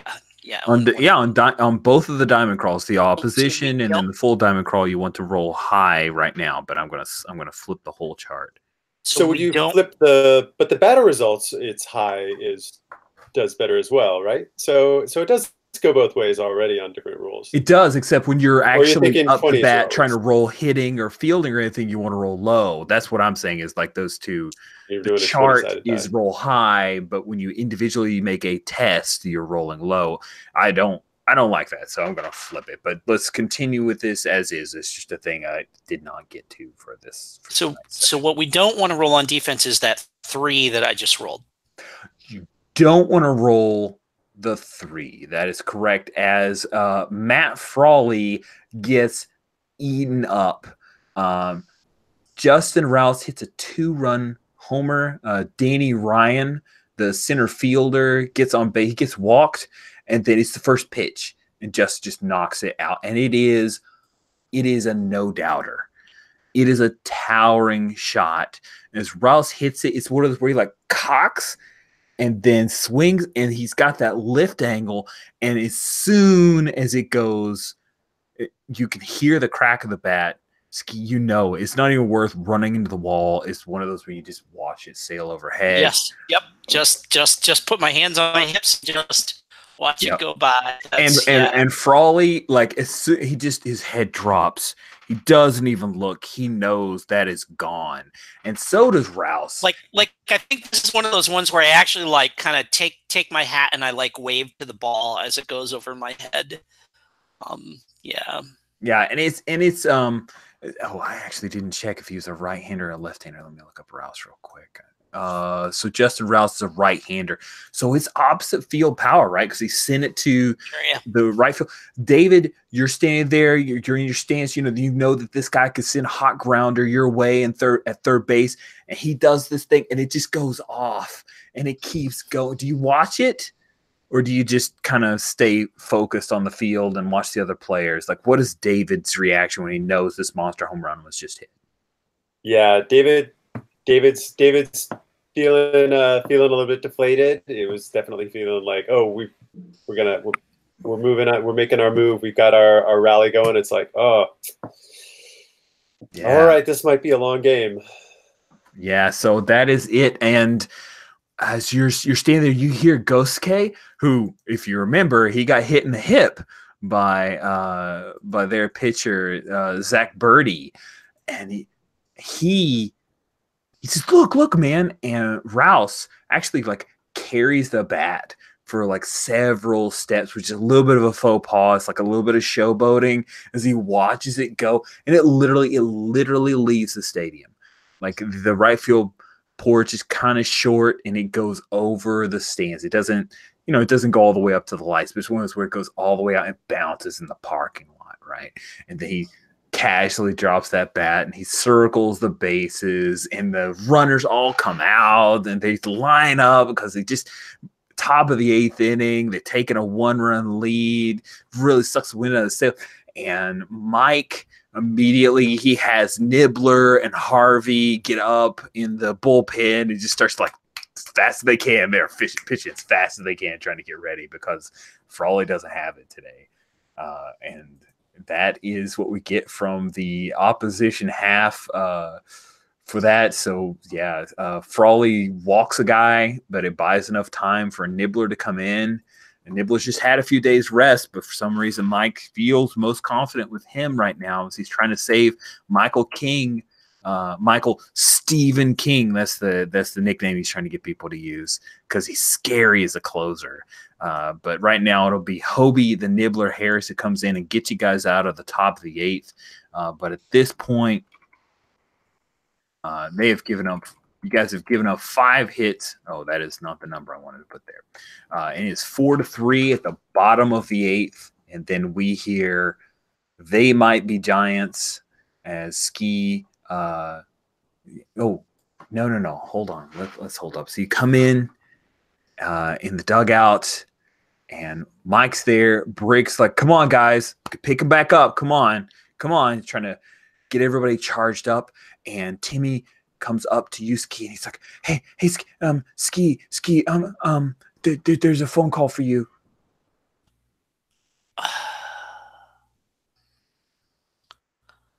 And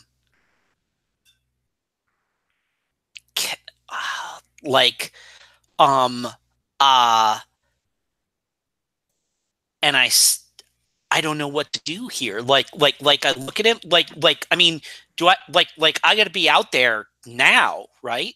I mean, they're doing a little bit of warm up. There's a couple pitches, and they're bringing another pitcher right now because So I'm like, Coach, I got to take a call. I'll be right back. And I'm like, get the goblin to do that stupid dance, and I go and I book it to the phone. Cool. Ma. And you say Ma, and you hear your dad's voice. It sounds haggard, but you recognize his voice. Son, your mom, I know your mom said I had to call you. I'm fine. I just needed to be sure you were okay. She told me to play, but I needed to hear it from you. Doctor said that I've got a new diet. It's gonna suck. I'm gonna be okay. Okay, all right. So you're gonna have to eat more pierogies for me or something. I don't think I'm pretty sure the rest of us can pick up the slack, Pa. It's really good to hear that you're okay. I'm at bat right now. Oh God, go! What the hell are you talking to me for? Get out there, get a hit, son. You got it. And this is like drop the phone, booking back out. Cool. And Timmy comes after you, and he like hangs up the phone. Yeah. And then you rush out, and the left-handed pitcher Rob Scahill is up on the mound. He's just finished warming up. Scahill is a pretty tricky pitcher. He's a left-hander. He's not too tall. He puts a lot of mustard on the ball. So it's a lot of slurves and curves and sinkers. He's got a bunch of arm angles. He's just all over the place. Breakers and stuff. Yeah. Yeah. Right. So you come up to bat. Now, he is fresh. His challenge rating is a 3, but you are 3rd level. So that is a wash. You've got, again, those 3 options: hit it for the fences, or try to just get on base with speed roll at a disadvantage. What would you like? Or I can use my special ability to, once per game, lay down a perfect bunt to put myself on base. Well, that sounds like a good choice. If that's what you want to do, would you That is what I'm going to do. I'm going to What's it look like? Once per game session, you lay down a perfect bunt to move a base runner or to get on base to steal. He's a lefty, so square around and like just tap it down the third baseline. And he's gonna get to it, but he's got to do the like grab it with his left hand and like flip around and throw. And I think it's just one of these things where the throw is just off enough that the first baseman has to take it. Like, he's got me beat, but the first baseman's got to take his foot off the bag to snag pulled off it. the bag. Yeah. And I hit, and then like my foot hits, he slides his toe back to the bag, and I just like I think it's another one of those things where like it's a second before the ump does that is awesome. Yeah, love it. Cool. And the crowd goes wild, and now there's the clapping, and everyone's getting excited because there's no outs, man on first. And this is when you guys are, a bunch of the Gauntlet City Goblin fans are like taking off their hats and like putting them on rally cap style. And Walter, it is your turn to roll. You're going to roll the usage die for Gosuke, because Gosuke Kato is the shortstop who bats right after Ski. So there are no outs. And the team usage die is, thankfully for you guys, a D6. Back up to a 6. Thank goodness for that highlight. All right, excellent. So as soon as he starts his windup, I'm taking off for a second. Oh my gosh, nice. Do it. Oh, 6. 6. Oh, that's amazing. So you take off, and it throws the pitcher off, right? It affects his delivery, and Gosuke is able to get a team usage die. So 6 is a double. What does that double look like, Walter? It is this one goes right in the you know what happens? This is actually it gets kind of right in the pocket, the between the center and the right fielder. Oh, they're both running for it, and I think there was some confusion actually, right? Like one of them called it, but the other one was already underneath it, and they were like, "What?" And they kind of like they ended up like bumping, and it was total fiasco. They ouch. Yeah. That is rough. Really embarrassing play. We hear Jane on KGOB saying, I can't believe the runners here in the consolation bracket that Nate Cobb and Danny Ryan can't get it together, but we are going to capitalize on it. And here's the deal with no outs. Gary Ingram is waving you home, so I need you to leg it out. Ski. So my intent there was to steal second, but since we kind of like rolled right into the usage die, how do we? That's a good question. I think your intent should have superseded the usage die roll. So let me roll it back for a little bit. So that double still is there. Like it happens the way we've described it. What we're going to put in is understanding, is Ski there to be on second, or is there one out when Gosuke gets that hit? Yep. I'm totally on board with that. That totally works for me. All right, good. So we're going to roll back just a little bit, and you need to make a speed roll.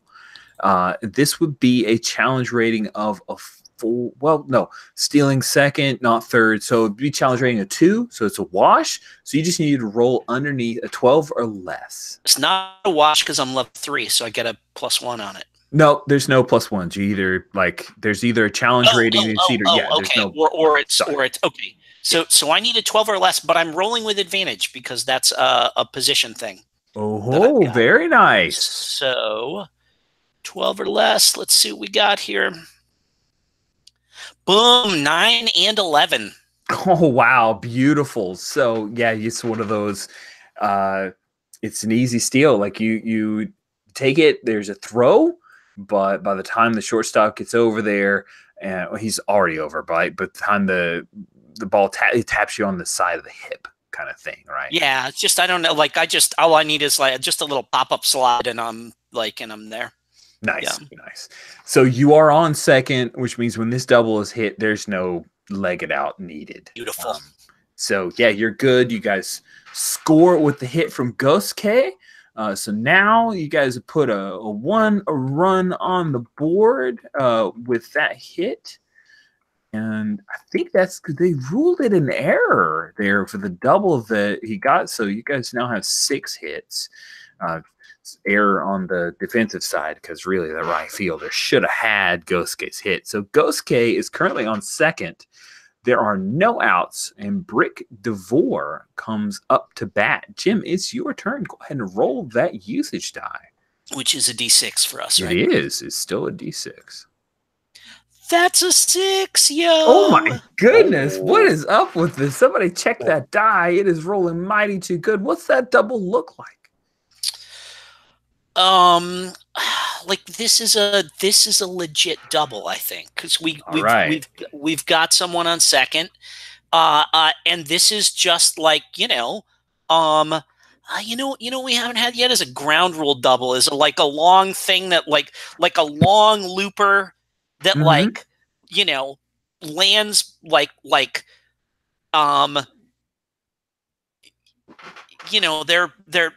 they're expecting people to pull, but he hits it opposite field, and it does that thing where it just kind of goes woo, and the right fielder's trying to run it down, and it hits the ground hard enough that it kind of takes that weird hop up to the side and just whoop right over the fence. And that's like, awesome. This is getting ugly. This Rob Scahill kid, the manager for the Renraku Runners, Mark Grudzelanek, he has got Rodriguez and Johan Quijada are currently up in the pen trying to get ready because it looks like, much like your buddy Matt Frawley, that Scahill does not have it today. You guys have taken a lead. There is currently a man on second. Brick DeVore is on second, and I think that Mike wants to capitalize on this. So he takes Hobie out of the game, which is fine. Hobie's, coming on short rest. It's not like he was going to have a whole lot there. So Hiram Skorsinski comes in to pinch hit. Hiram is, Hiram's, he's a bench rider. He's quick. He's 5'9", bats right, throws right. And Walter, you are going to roll that team usage die to see how Hiram does with a man on second. Oh, you're talking on mute. Okay, there we go. So here we go again. And just to remind me, there aren't any, I don't think I would want to necessarily use it now anyway, but are there any options for adding? I don't have anything I could add to this if I wanted to, right? Right. At this point, there's I'm trying to remember. I have the teamwork pool die. I can give that when Ski's making a roll for something if I can help out with something. Because that's how that works. Right. All right. So I'm just going to roll the 6-sider. Here it goes. 4. All right. With a 4. So I jumped over to another screen, so I got myself a little lost. Team usage die on a 4. This Walker hit by pitch. What does it look like when Hiram gets up or gets on base there? So now, did they just change pitchers? They just changed pitchers, didn't they? Right now Scahill is still pitching. This is probably the last batter he'll face. Okay. All right. Yeah, I think he's just. I think Scahill's all mustard this time, and it's but he can't keep it over the plate, right? And he totally walks Hiram, and yeah, it's pretty ugly. Like it's Hiram just watches them all go by, and I'm just like, take your base. Okay, cool. So Hiram's on first, Brick is on second. Correct me if I'm wrong, Jim, but I think there are no outs at this point. I believe we have still no outs at this point. Yeah, like they're not gonna throw him any meatballs anyways with somebody on second and no outs. They're gonna. Nope. You know, so he tries to pitch around, and he just can't find the plate. Yeah. It is your turn, Jim. JJ is up to bat. 2 men on, no outs. This is a grand opportunity for really busting it open. A 4. All right. So Walker hit by pitch is the result. What does that look like? I think it's one of those things where, I want this to be a thing where, like, takes the first one for a strike and like fouls off like 4 of them. You know what I mean? Like gets to the 3-2 count, and then it's like pop it back, liner down the first base side that is, way foul. And then he finally gets that, that fourth ball that's just in the dirt. Basically, because everyone is sick of this at bat. You know what I mean? Like it's just one of those. And finally, he just like throws it in the dirt, maybe even out of frustration. Like that's the thing where he it's like a crap pitch that the catcher has to stand up and block with his body to make sure it doesn't get past him. Nice. And bases are loaded. He's like kicking the the rubber and stuff like this and everything. Maybe the catcher comes out to just calm him down. Yeah, Johan comes in. Johan Quijada is the relief pitcher who finally comes in, and Brett Austin is out there, and they call the infield in for a little consultation at the pitcher's mound. A little bit of conversation there, and as you're standing there at third base, Ghost KO walks over and he says, "Man, this is I'm sorry. They're on defense. You guys are on offense. So you're in the dugout. What the hell am I saying? Sorry. I don't know. My brain flipped. So you're sitting in the dugout, David and Ski, and Ghost K is looking over at Devin, who's staying in the on deck circle, and he's like, guys, man, Devin. I mean, he's got warning track power at best, but I think he can get a hit here, man. We'll really blow it open. And he starts trying to get some pepper going. Everybody get the chatter. Come on. Yeah, let's go, Devin. Cool. So Devin comes up to bat. Base is loaded. No outs. And Jim, I think you rolled the last team usage die, so it would be Walter's roll. Go ahead and roll that D6. All right. Let's hope we keep the rally going. Oh, a 1. Oh, man, a 1. So 1 or less is out, and you step down the die size. That's pretty traumatic. So now you drop it down to a D4. And with all of that excitement, unfortunately, Devin, he's just swinging too hard, and he goes first pitch, and he hits the ball, and he grounds right into a double play. And they throw 1 home to get, I believe Brick was on third, and so get Brick, and then they throw it right up to first, and there are 2 outs as Devin fails. So Tim Lynch is up to bat with a man on second and third, 2 outs. And Jim, you get the roll. Go ahead and roll that usage die. All right, let's see what we got here. D4. Ugh. All right. I don't even have a D4 on my sheet, so let me add one of those. D4, color green.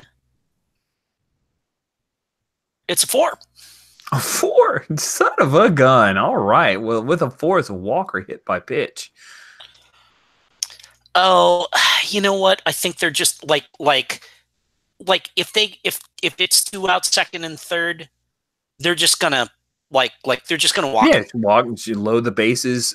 Oh my goodness! They have loaded the bases with 2 outs, And David, because then they can get us anywhere. This is the most exciting thing ever. Yeah. All of a sudden, we hear "Get Rhythm When You Get the Blues" by Johnny Cash playing, echoing over. I wish I'd pulled it up on YouTube so I could play that over my phone. But that is the song that plays, and you come up, David. You could really blow it open here. Yeah. All right, and I hope I don't jinx it by mentioning this right now, but just so we don't forget, I have when there's runners on base, I can roll with advantage on the effect die after a successful hitting test. Ooh, nice. So that means you don't need to swing for the fences. You'll get that effect by just a successful hitting test. Okay. And did we bump the usage die back up because we've got a 4 there? Or does it stay at a D4? Oh yeah. We need a highlight to bump it up? It takes a highlight to bump it up. Oh, got it. Okay. All right. So 12. So I got to roll under 12. So I'm looking for 11 or less. And before you click the button, is there anything that Ski is doing here? Oh shit! Yeah, Ski is standing on top of the dugout with his accordion and his cap on back. Accordion. And the fans that are like around our dugout, I kind of one of the what we totally do when there's like if they change pitchers or there's a little bit of a we have a little bit of a lull is the like dueling banjo things thing? Like the organist will like play a stinger and then I'll play on the accordion and we'll like go back and forth for like a couple of 3 times and we're just basically just getting everybody just psyched up and great.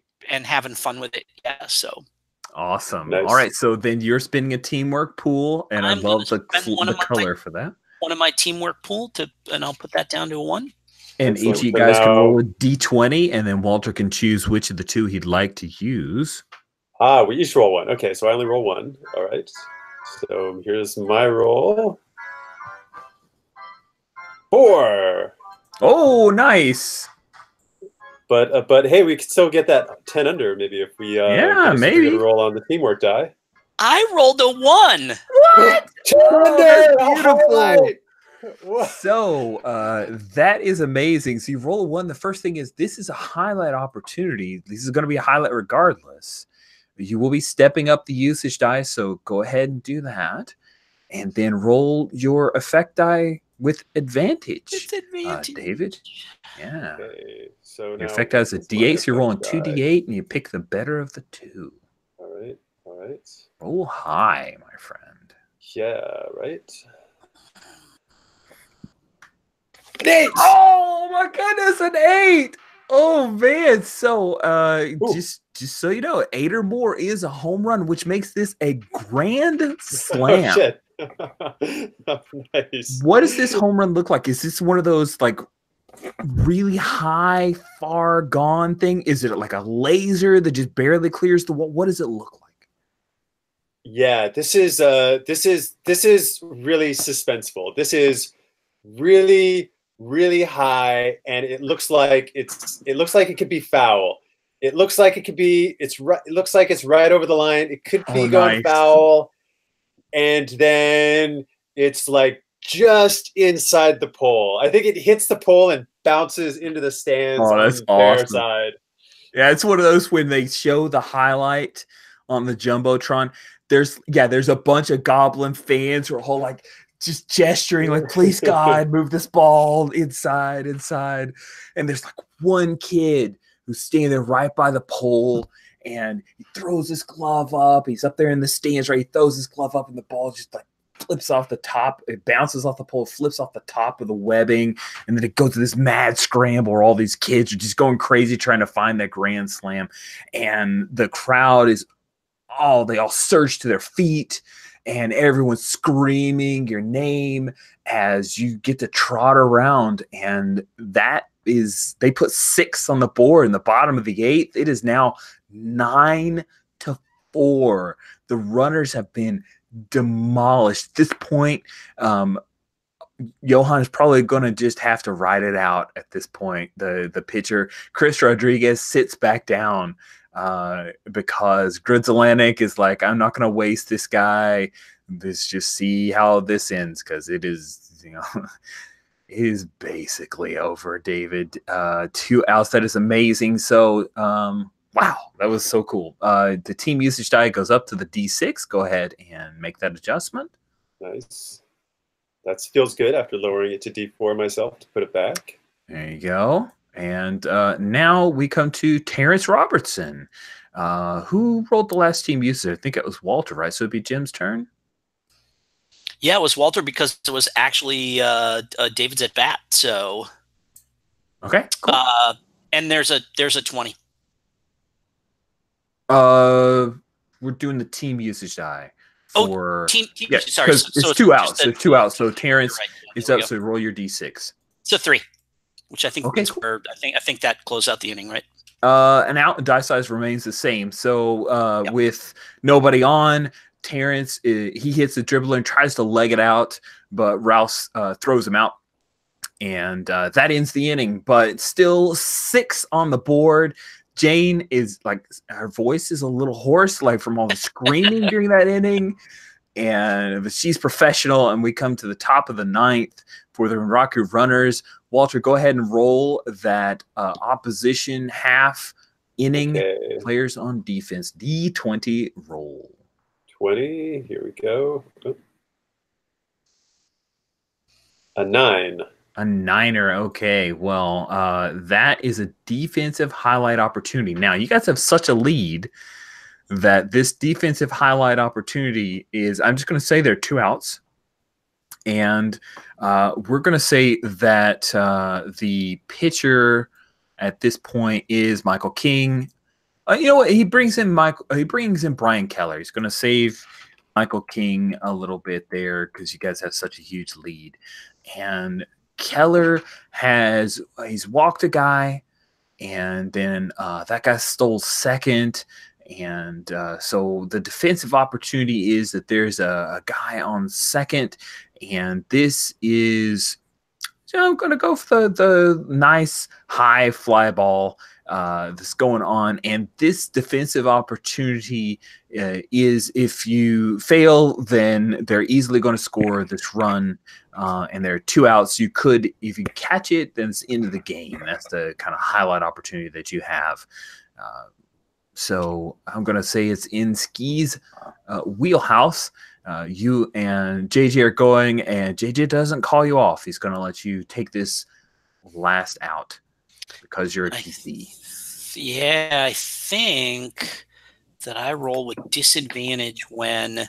Yeah, this is definitely a fielding roll. Yeah. This is an easy roll one. Disadvantage when testing fielding. All right, okay, yeah, cool. It's an easy hit. So my fielding is 12, so I need both dice need to roll 11 or under, I think is how that works, right? Because I'm rolling with disadvantage.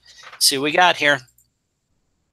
No, I got an 11 and 19. Is that right? 11 and 19 is that, or am I looking at the wrong dice? You're looking at the wrong dice. I got a 6 and a 12. So I think this is one of those ones where like I just get a late start on it. Mm-hmm. Wait, now were you rolling? You were rolling with disadvantage? Yeah. Yeah, that's a special feature for outfielders that they roll disadvantage with fielding. So easy pop-ups are just, it's hard for them to stay focused, and occasionally they make bobbles and that kind of thing. Huh. Interesting. All right. And was there any chance for me to add my teamwork die to that? Because I still have a 1 team die I can throw out. There certainly could have been, absolutely. Yeah, that would have been a thing where it would have taken it from disadvantage to just a regular straight roll. So do we want to roll with it because you guys have such a huge lead and you just know that for going forward? Is that okay? Yeah. Or would you like to kind of roll back and like what I would obviously I failed the roll, so I'd like to not fail the roll, but like I don't think Walter's going to get an opportunity to use his teamwork otherwise. That's true. Yeah, you know what? you're right. You're right, because we're right here at the end, and the game's kind of like you're up by 5. So let's do that. So I'm gonna roll back. He actually doesn't. You use the teamwork pool, but you won't be rolling a d20 because he was rolling with disadvantage, and what that teamwork pool will allow him to do is just make a straight roll. And since you have 1 success, 1 fail, we'll just re-roll that. So I do want to know, though, David, what does it look like as you see that just huge pop-up heading up into the right field area? Yeah, you know, I think I mean, this is our home field, and I've seen this before. I know that it gets lost in the lights when it's at that height, right? But I can from where I am underneath it at third base, I can see where it is, right? And I can just say it's going wide, right? And like we've seen this happen before. It always gets lost in the lights there. But I can be like, yeah, it's in the lights. Like just trust that it's going to come down where it always comes down. Nice. I love it. So go ahead and roll a single d20. That's kind of awesome. And that's a 10. All right, cool. Thank you for making that recommendation. That is very satisfying. So yeah, you settle underneath it, and I cannot see it. Like I'm there, and like I'm just and like, okay, put the glove up, and it's that thing where, like, you know, I see it when it's like 20 feet over my head.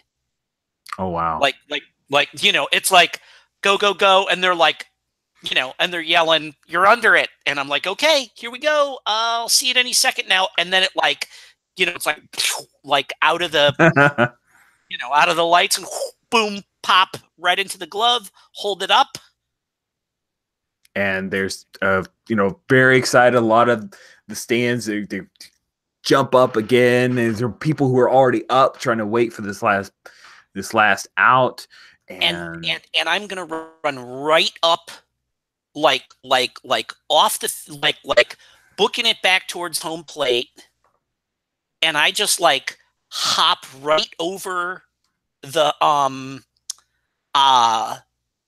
like right over the rail, and go up to, you know, like the box seats behind our dugout, and I hand the ball to Little Bird. Oh yeah, there you go. That's cool. That's really cool. Nice. And yeah, then, he's in street clothes. He's not even. Yeah, and then everybody's going bonkers. Yeah. Sweet. Cool. So looking at time, I'd love to do just a couple quick interviews, and then we'll do our feedback. So you guys head back in, do a little bit of celebrating in the middle of the field. You guys pull out the win. Look up on the scoreboard, and man, those last 3 innings, you guys just blew up. Scored 2 runs in the 7th, 6 runs in the 8th. And even though they scored 3 runs in the 7th and 8th themselves, it was just nothing. And you beat them 9-4. It was a blowout there. That bottom of the 8th was just ugly. And so you head into the showers, just very jovial, music playing again, JJ dancing around excitedly. And he's the first one that gets called out because they're saving David, right? You've been told. Timmy says, Jane wants to talk to you last, okay? So please don't leave. And then do you I'm wondering, Ski, you often crash interviews. Is this a thing where you crash JJ, or do you wait your turn, or do you want to crash David's like that? No, I'm gonna wait my turn on this one. This is not a time to be messing with people. Right. And it's certainly not a time to be messing with David. Like, I only crash people who go before me. You know what I mean? Yeah. Like certainly I'll like come in and mug with JJ. And like I'll you know what? I'll almost certainly come in and say something like, hey, before we get started, I just want to thank JJ, and like, you know, arm around him, pat shoulder, and say he was more than fast enough to just like outrun me all the way to right field and grab that last fly himself. But this is a humanitarian, folks. This is a generous man, and so props to you, my friend, and you know, and like and then into the locker room. Yeah. Nice. Let's go ahead and let that bump up your teamwork pool then, up that by one, because you fulfilled the needs for that particular thing. And then we come to David. She's done a few rounds. She talked to JJ. She even did a quick chat with Tim Lynch, checking in with him, and Devin as well with that disappointing failed to capitalize. And then last but not least, David Williams, you come out. When you come out for the interview, have you already changed the street clothes? Are you still in your jersey and in your uni? Yeah, since I'm last, I've already changed into my street clothes. Yeah. And you know, it was a big game, so I've got like my nicest shirt on. I've got like a button-up shirt. You know, it's sort of like my clubbing shirt, you know, where I go to the bar and afterward. Nice. Got my hair kind of slicked back a little bit, still a little bit wet. And here we are, the hero of the hour, the goblin that put it out of reach, that really put the final nail in the coffin for the Rocket Runners tonight. David Williams, I think that ball is still in the air. I don't know if it ever landed. I heard that it landed like, and it hit a bird and they carried it away. I haven't seen a shot like that in years. David, walk us through, what did that feel like when you were up there, 2 outs, bases loaded? Well, yeah, I mean, I'll tell you, it was, you know, I knew that everything was on the line. I knew that it really mattered. I mean, we'd gotten ahead, you know, and really owed that to the hard work of a lot of other people. I mean, Ski like made some amazing plays, that stealing second base, right, the inning before, and getting that, you know, really opening up the opportunity for Gosuke's hit that got some runs. That was super key, right? Absolutely. But I still felt the pressure, right? Because it was a close game at that point.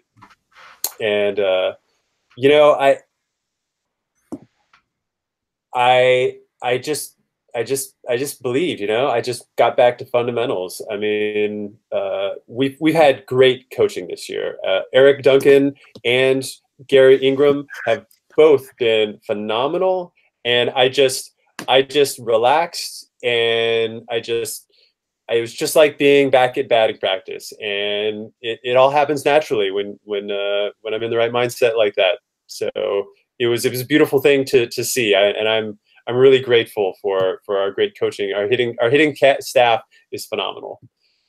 So I owe it to them. So you have definitely upped your teamwork pool. I think you had one and you spent it, so you get that one back.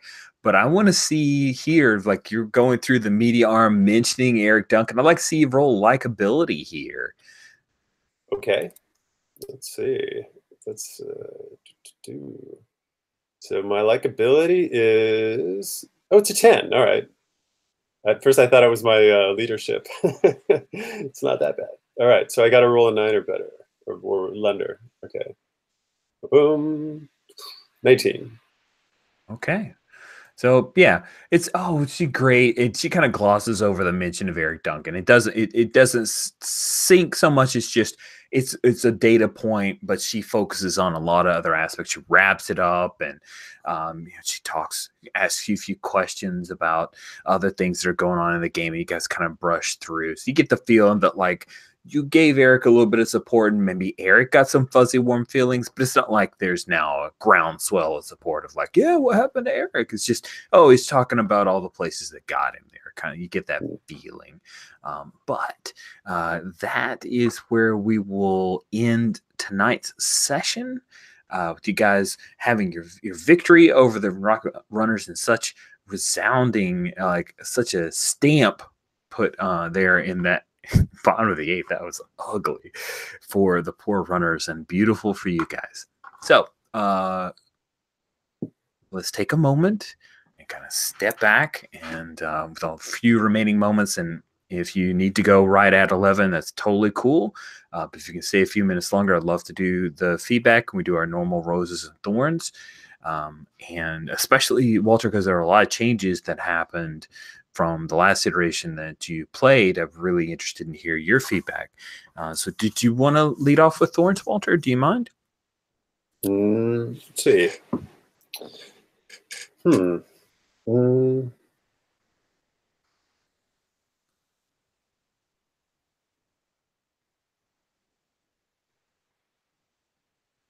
Nothing's come to mind right now. Okay. Nothing's coming to mind. Any parts that were confusing or I could explain a little bit better, especially like in the text, but anything when I was actually running it? I thought everything was clear. Yeah. Okay. Yeah, and I felt like everything went really smoothly. I was I felt like, in particular, I felt like I mean, this is a rose, not a thorn, but I really overall felt like the mechanics were really like out of the way, and it felt like we were talking about what was going on in the game. So that was just like my number one impression of the whole game part of it. Yeah. Cool. All right. Well, I'm still going to ask for a rose in a minute. I'm going to jump over to Jim. And if Jim says anything, you're like, oh, ditto, I had the same experience, or you want to expound on it, feel free to jump in. Jim, what thorns did you have from today's session? You know what? I had the opportunity to make an injury roll, but our keeper doesn't have what the mechanics of the injury roll are in it. That is...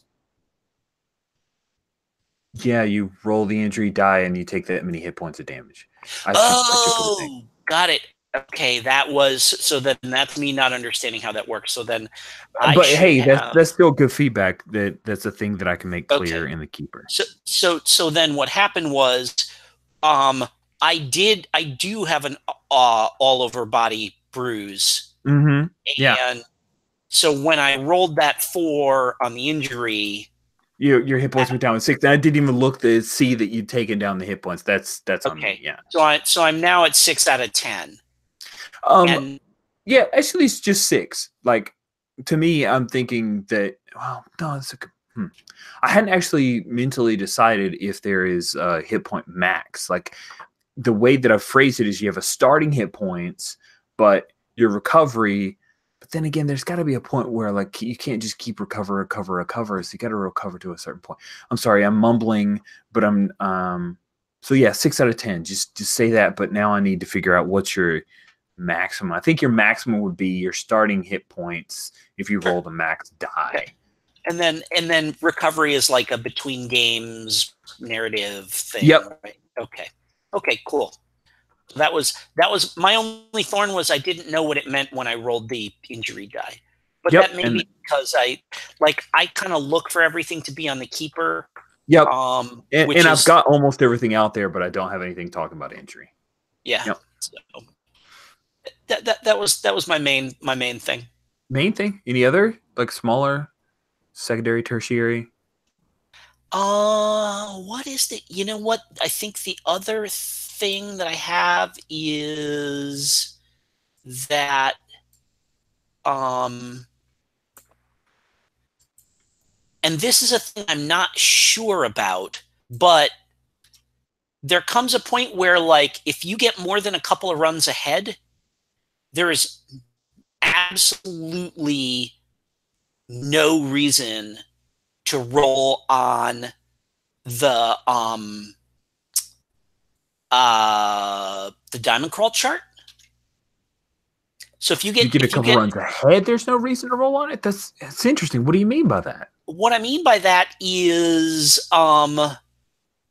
if you get 3-4 runs ahead, the odds of your opponents catching up on the opposition half inning chart are way lower than they've got a 20% chance to pull out ahead of you, even if you're 9 runs ahead. on the That's Diamond Crawl true, chart. because it's not you scored 3 runs, it's a takes a so-and-so run Yeah. lead. Yeah. And that's a thing that I noticed. It kind of hasn't come up before because like every one of the other games I've played has been nice and close. Mm-hmm. But in this game, like we like got up by whatever, we scored 6 runs in the 8th, and it was like, whoa, we're not rolling on the diamond crawl chart for the 9th, because that could evaporate in a single roll. That's a good point. Which, I mean, my mentality on the design was I want to have that be a 10th roll, but yeah, I could see how that's a disincentive, and therefore you're going to lengthen out games. So that's interesting. So that was just in the spirit of I am not a designer, and am not even going to suggest to you how to ways that you might change your game, because that's your business as a designer. But that is a thing that stands out to me as like a thing that made me go, you know what I mean? And not necessarily, and I don't know whether that's good or bad, and it may be that over a couple of dozen games we find that works perfectly, that it balances out the way it's supposed to. But it was definitely a thing that made me go, whoa, that's an interesting change. I'm going to gently push back. You said 20% chance, but like to me it looks like a 10% chance. If a single, or 15, no, you know what? It's 1 run lead or 2 run lead is 18. It's 3 out of 20. 2, 3, or 4. Yes, 15%. Yeah, so it's a 15% chance. But like the other thing that I notice is that there is nothing on the Diamond Crawl chart for it catch up to you. Like, it's a tie game now. Oh, that's great for tie game. That's really I think those two comments together kind of make me see is that, there's the first 3 innings, it's 0-0. It's always 0-0, right? Whereas after that, it's going to be, there could be some score on the board. You don't know what, maybe quite a bit if there was some kind of like, player offensive opportunity or something, or there might be a big lead. So yeah, maybe like you made, I mean, I really like the opposition happening chart. But maybe, I don't know, maybe like an opening chart, and then like a mid-game chart, and then a half inning chart for the last 3, something like that. Yeah, I've thought about that. I worry that there'll be too many charts, but then I think it could be fun that way too. You start to overdo it, but just that was my observation. Again, like I say, I'm always I try not to offer design advice as a non-designer unless like it's explicitly solicited of me. So if you have ideas, I'm listening. That was the thing I noticed, and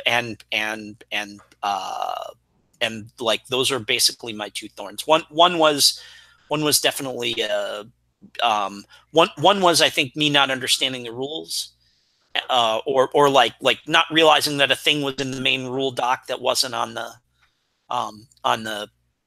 keeper. But the other one is and I'm also not a math guy, so I don't know. So like as witnessed my saying 20% when it was only 15. So, but that was kind of what I noticed. So. Okay, cool. Those are good. And I do it in snake order, so you get to be the first on roses. What you enjoy about the system, the game, the story we told tonight? I loved David going in and talking to the owner. I did too. I was like, this could go so bad. it could, but it's also it's a particular kind of like, some people approach the world that way and some people don't. And like Ski would never, ever, ever do that. But for David, it's and the other thing that I thought was cool was like it wasn't like I didn't get the impression that he was like being a big arrogant douchebag. But it was just like, okay, I have an issue with management. I go talk to management, and I make my case, and like he didn't throw a tantrum. He didn't threaten anybody. He didn't say he was going to walk or any kind of, prima donna crap like that. But just like, hey, just putting a word in, a word in for my friend. And that was, and I really liked that scene. That was neat. And it took the right amount of time. And I really liked the way that got played. And Rich, I like the way that you played the owner as having, being a real person with a real personality and not just like a screeching caricature of like a major league George Steinbrenner or something like that. Right. So yeah, so I really like that. Like I have the sense that Mr. Galbraith, which is what Ski would call him, Mr. Galbraith. And that was so funny because he walked like when David walked in and was just like, "Hey Neil," I was like, "Oh my God, it's Mr. Galbraith." Mr. Galbraith. But that was a great scene. That was probably one of my favorite scenes of the game. So I really enjoyed that immensely with both of you guys. Good. I'm glad you liked that. Thank you, Jim. And you already gave half a rose, but I warned you, Walter, that I'd circle back around and ask you if any other roses you wanted to hand out. Oh, absolutely. As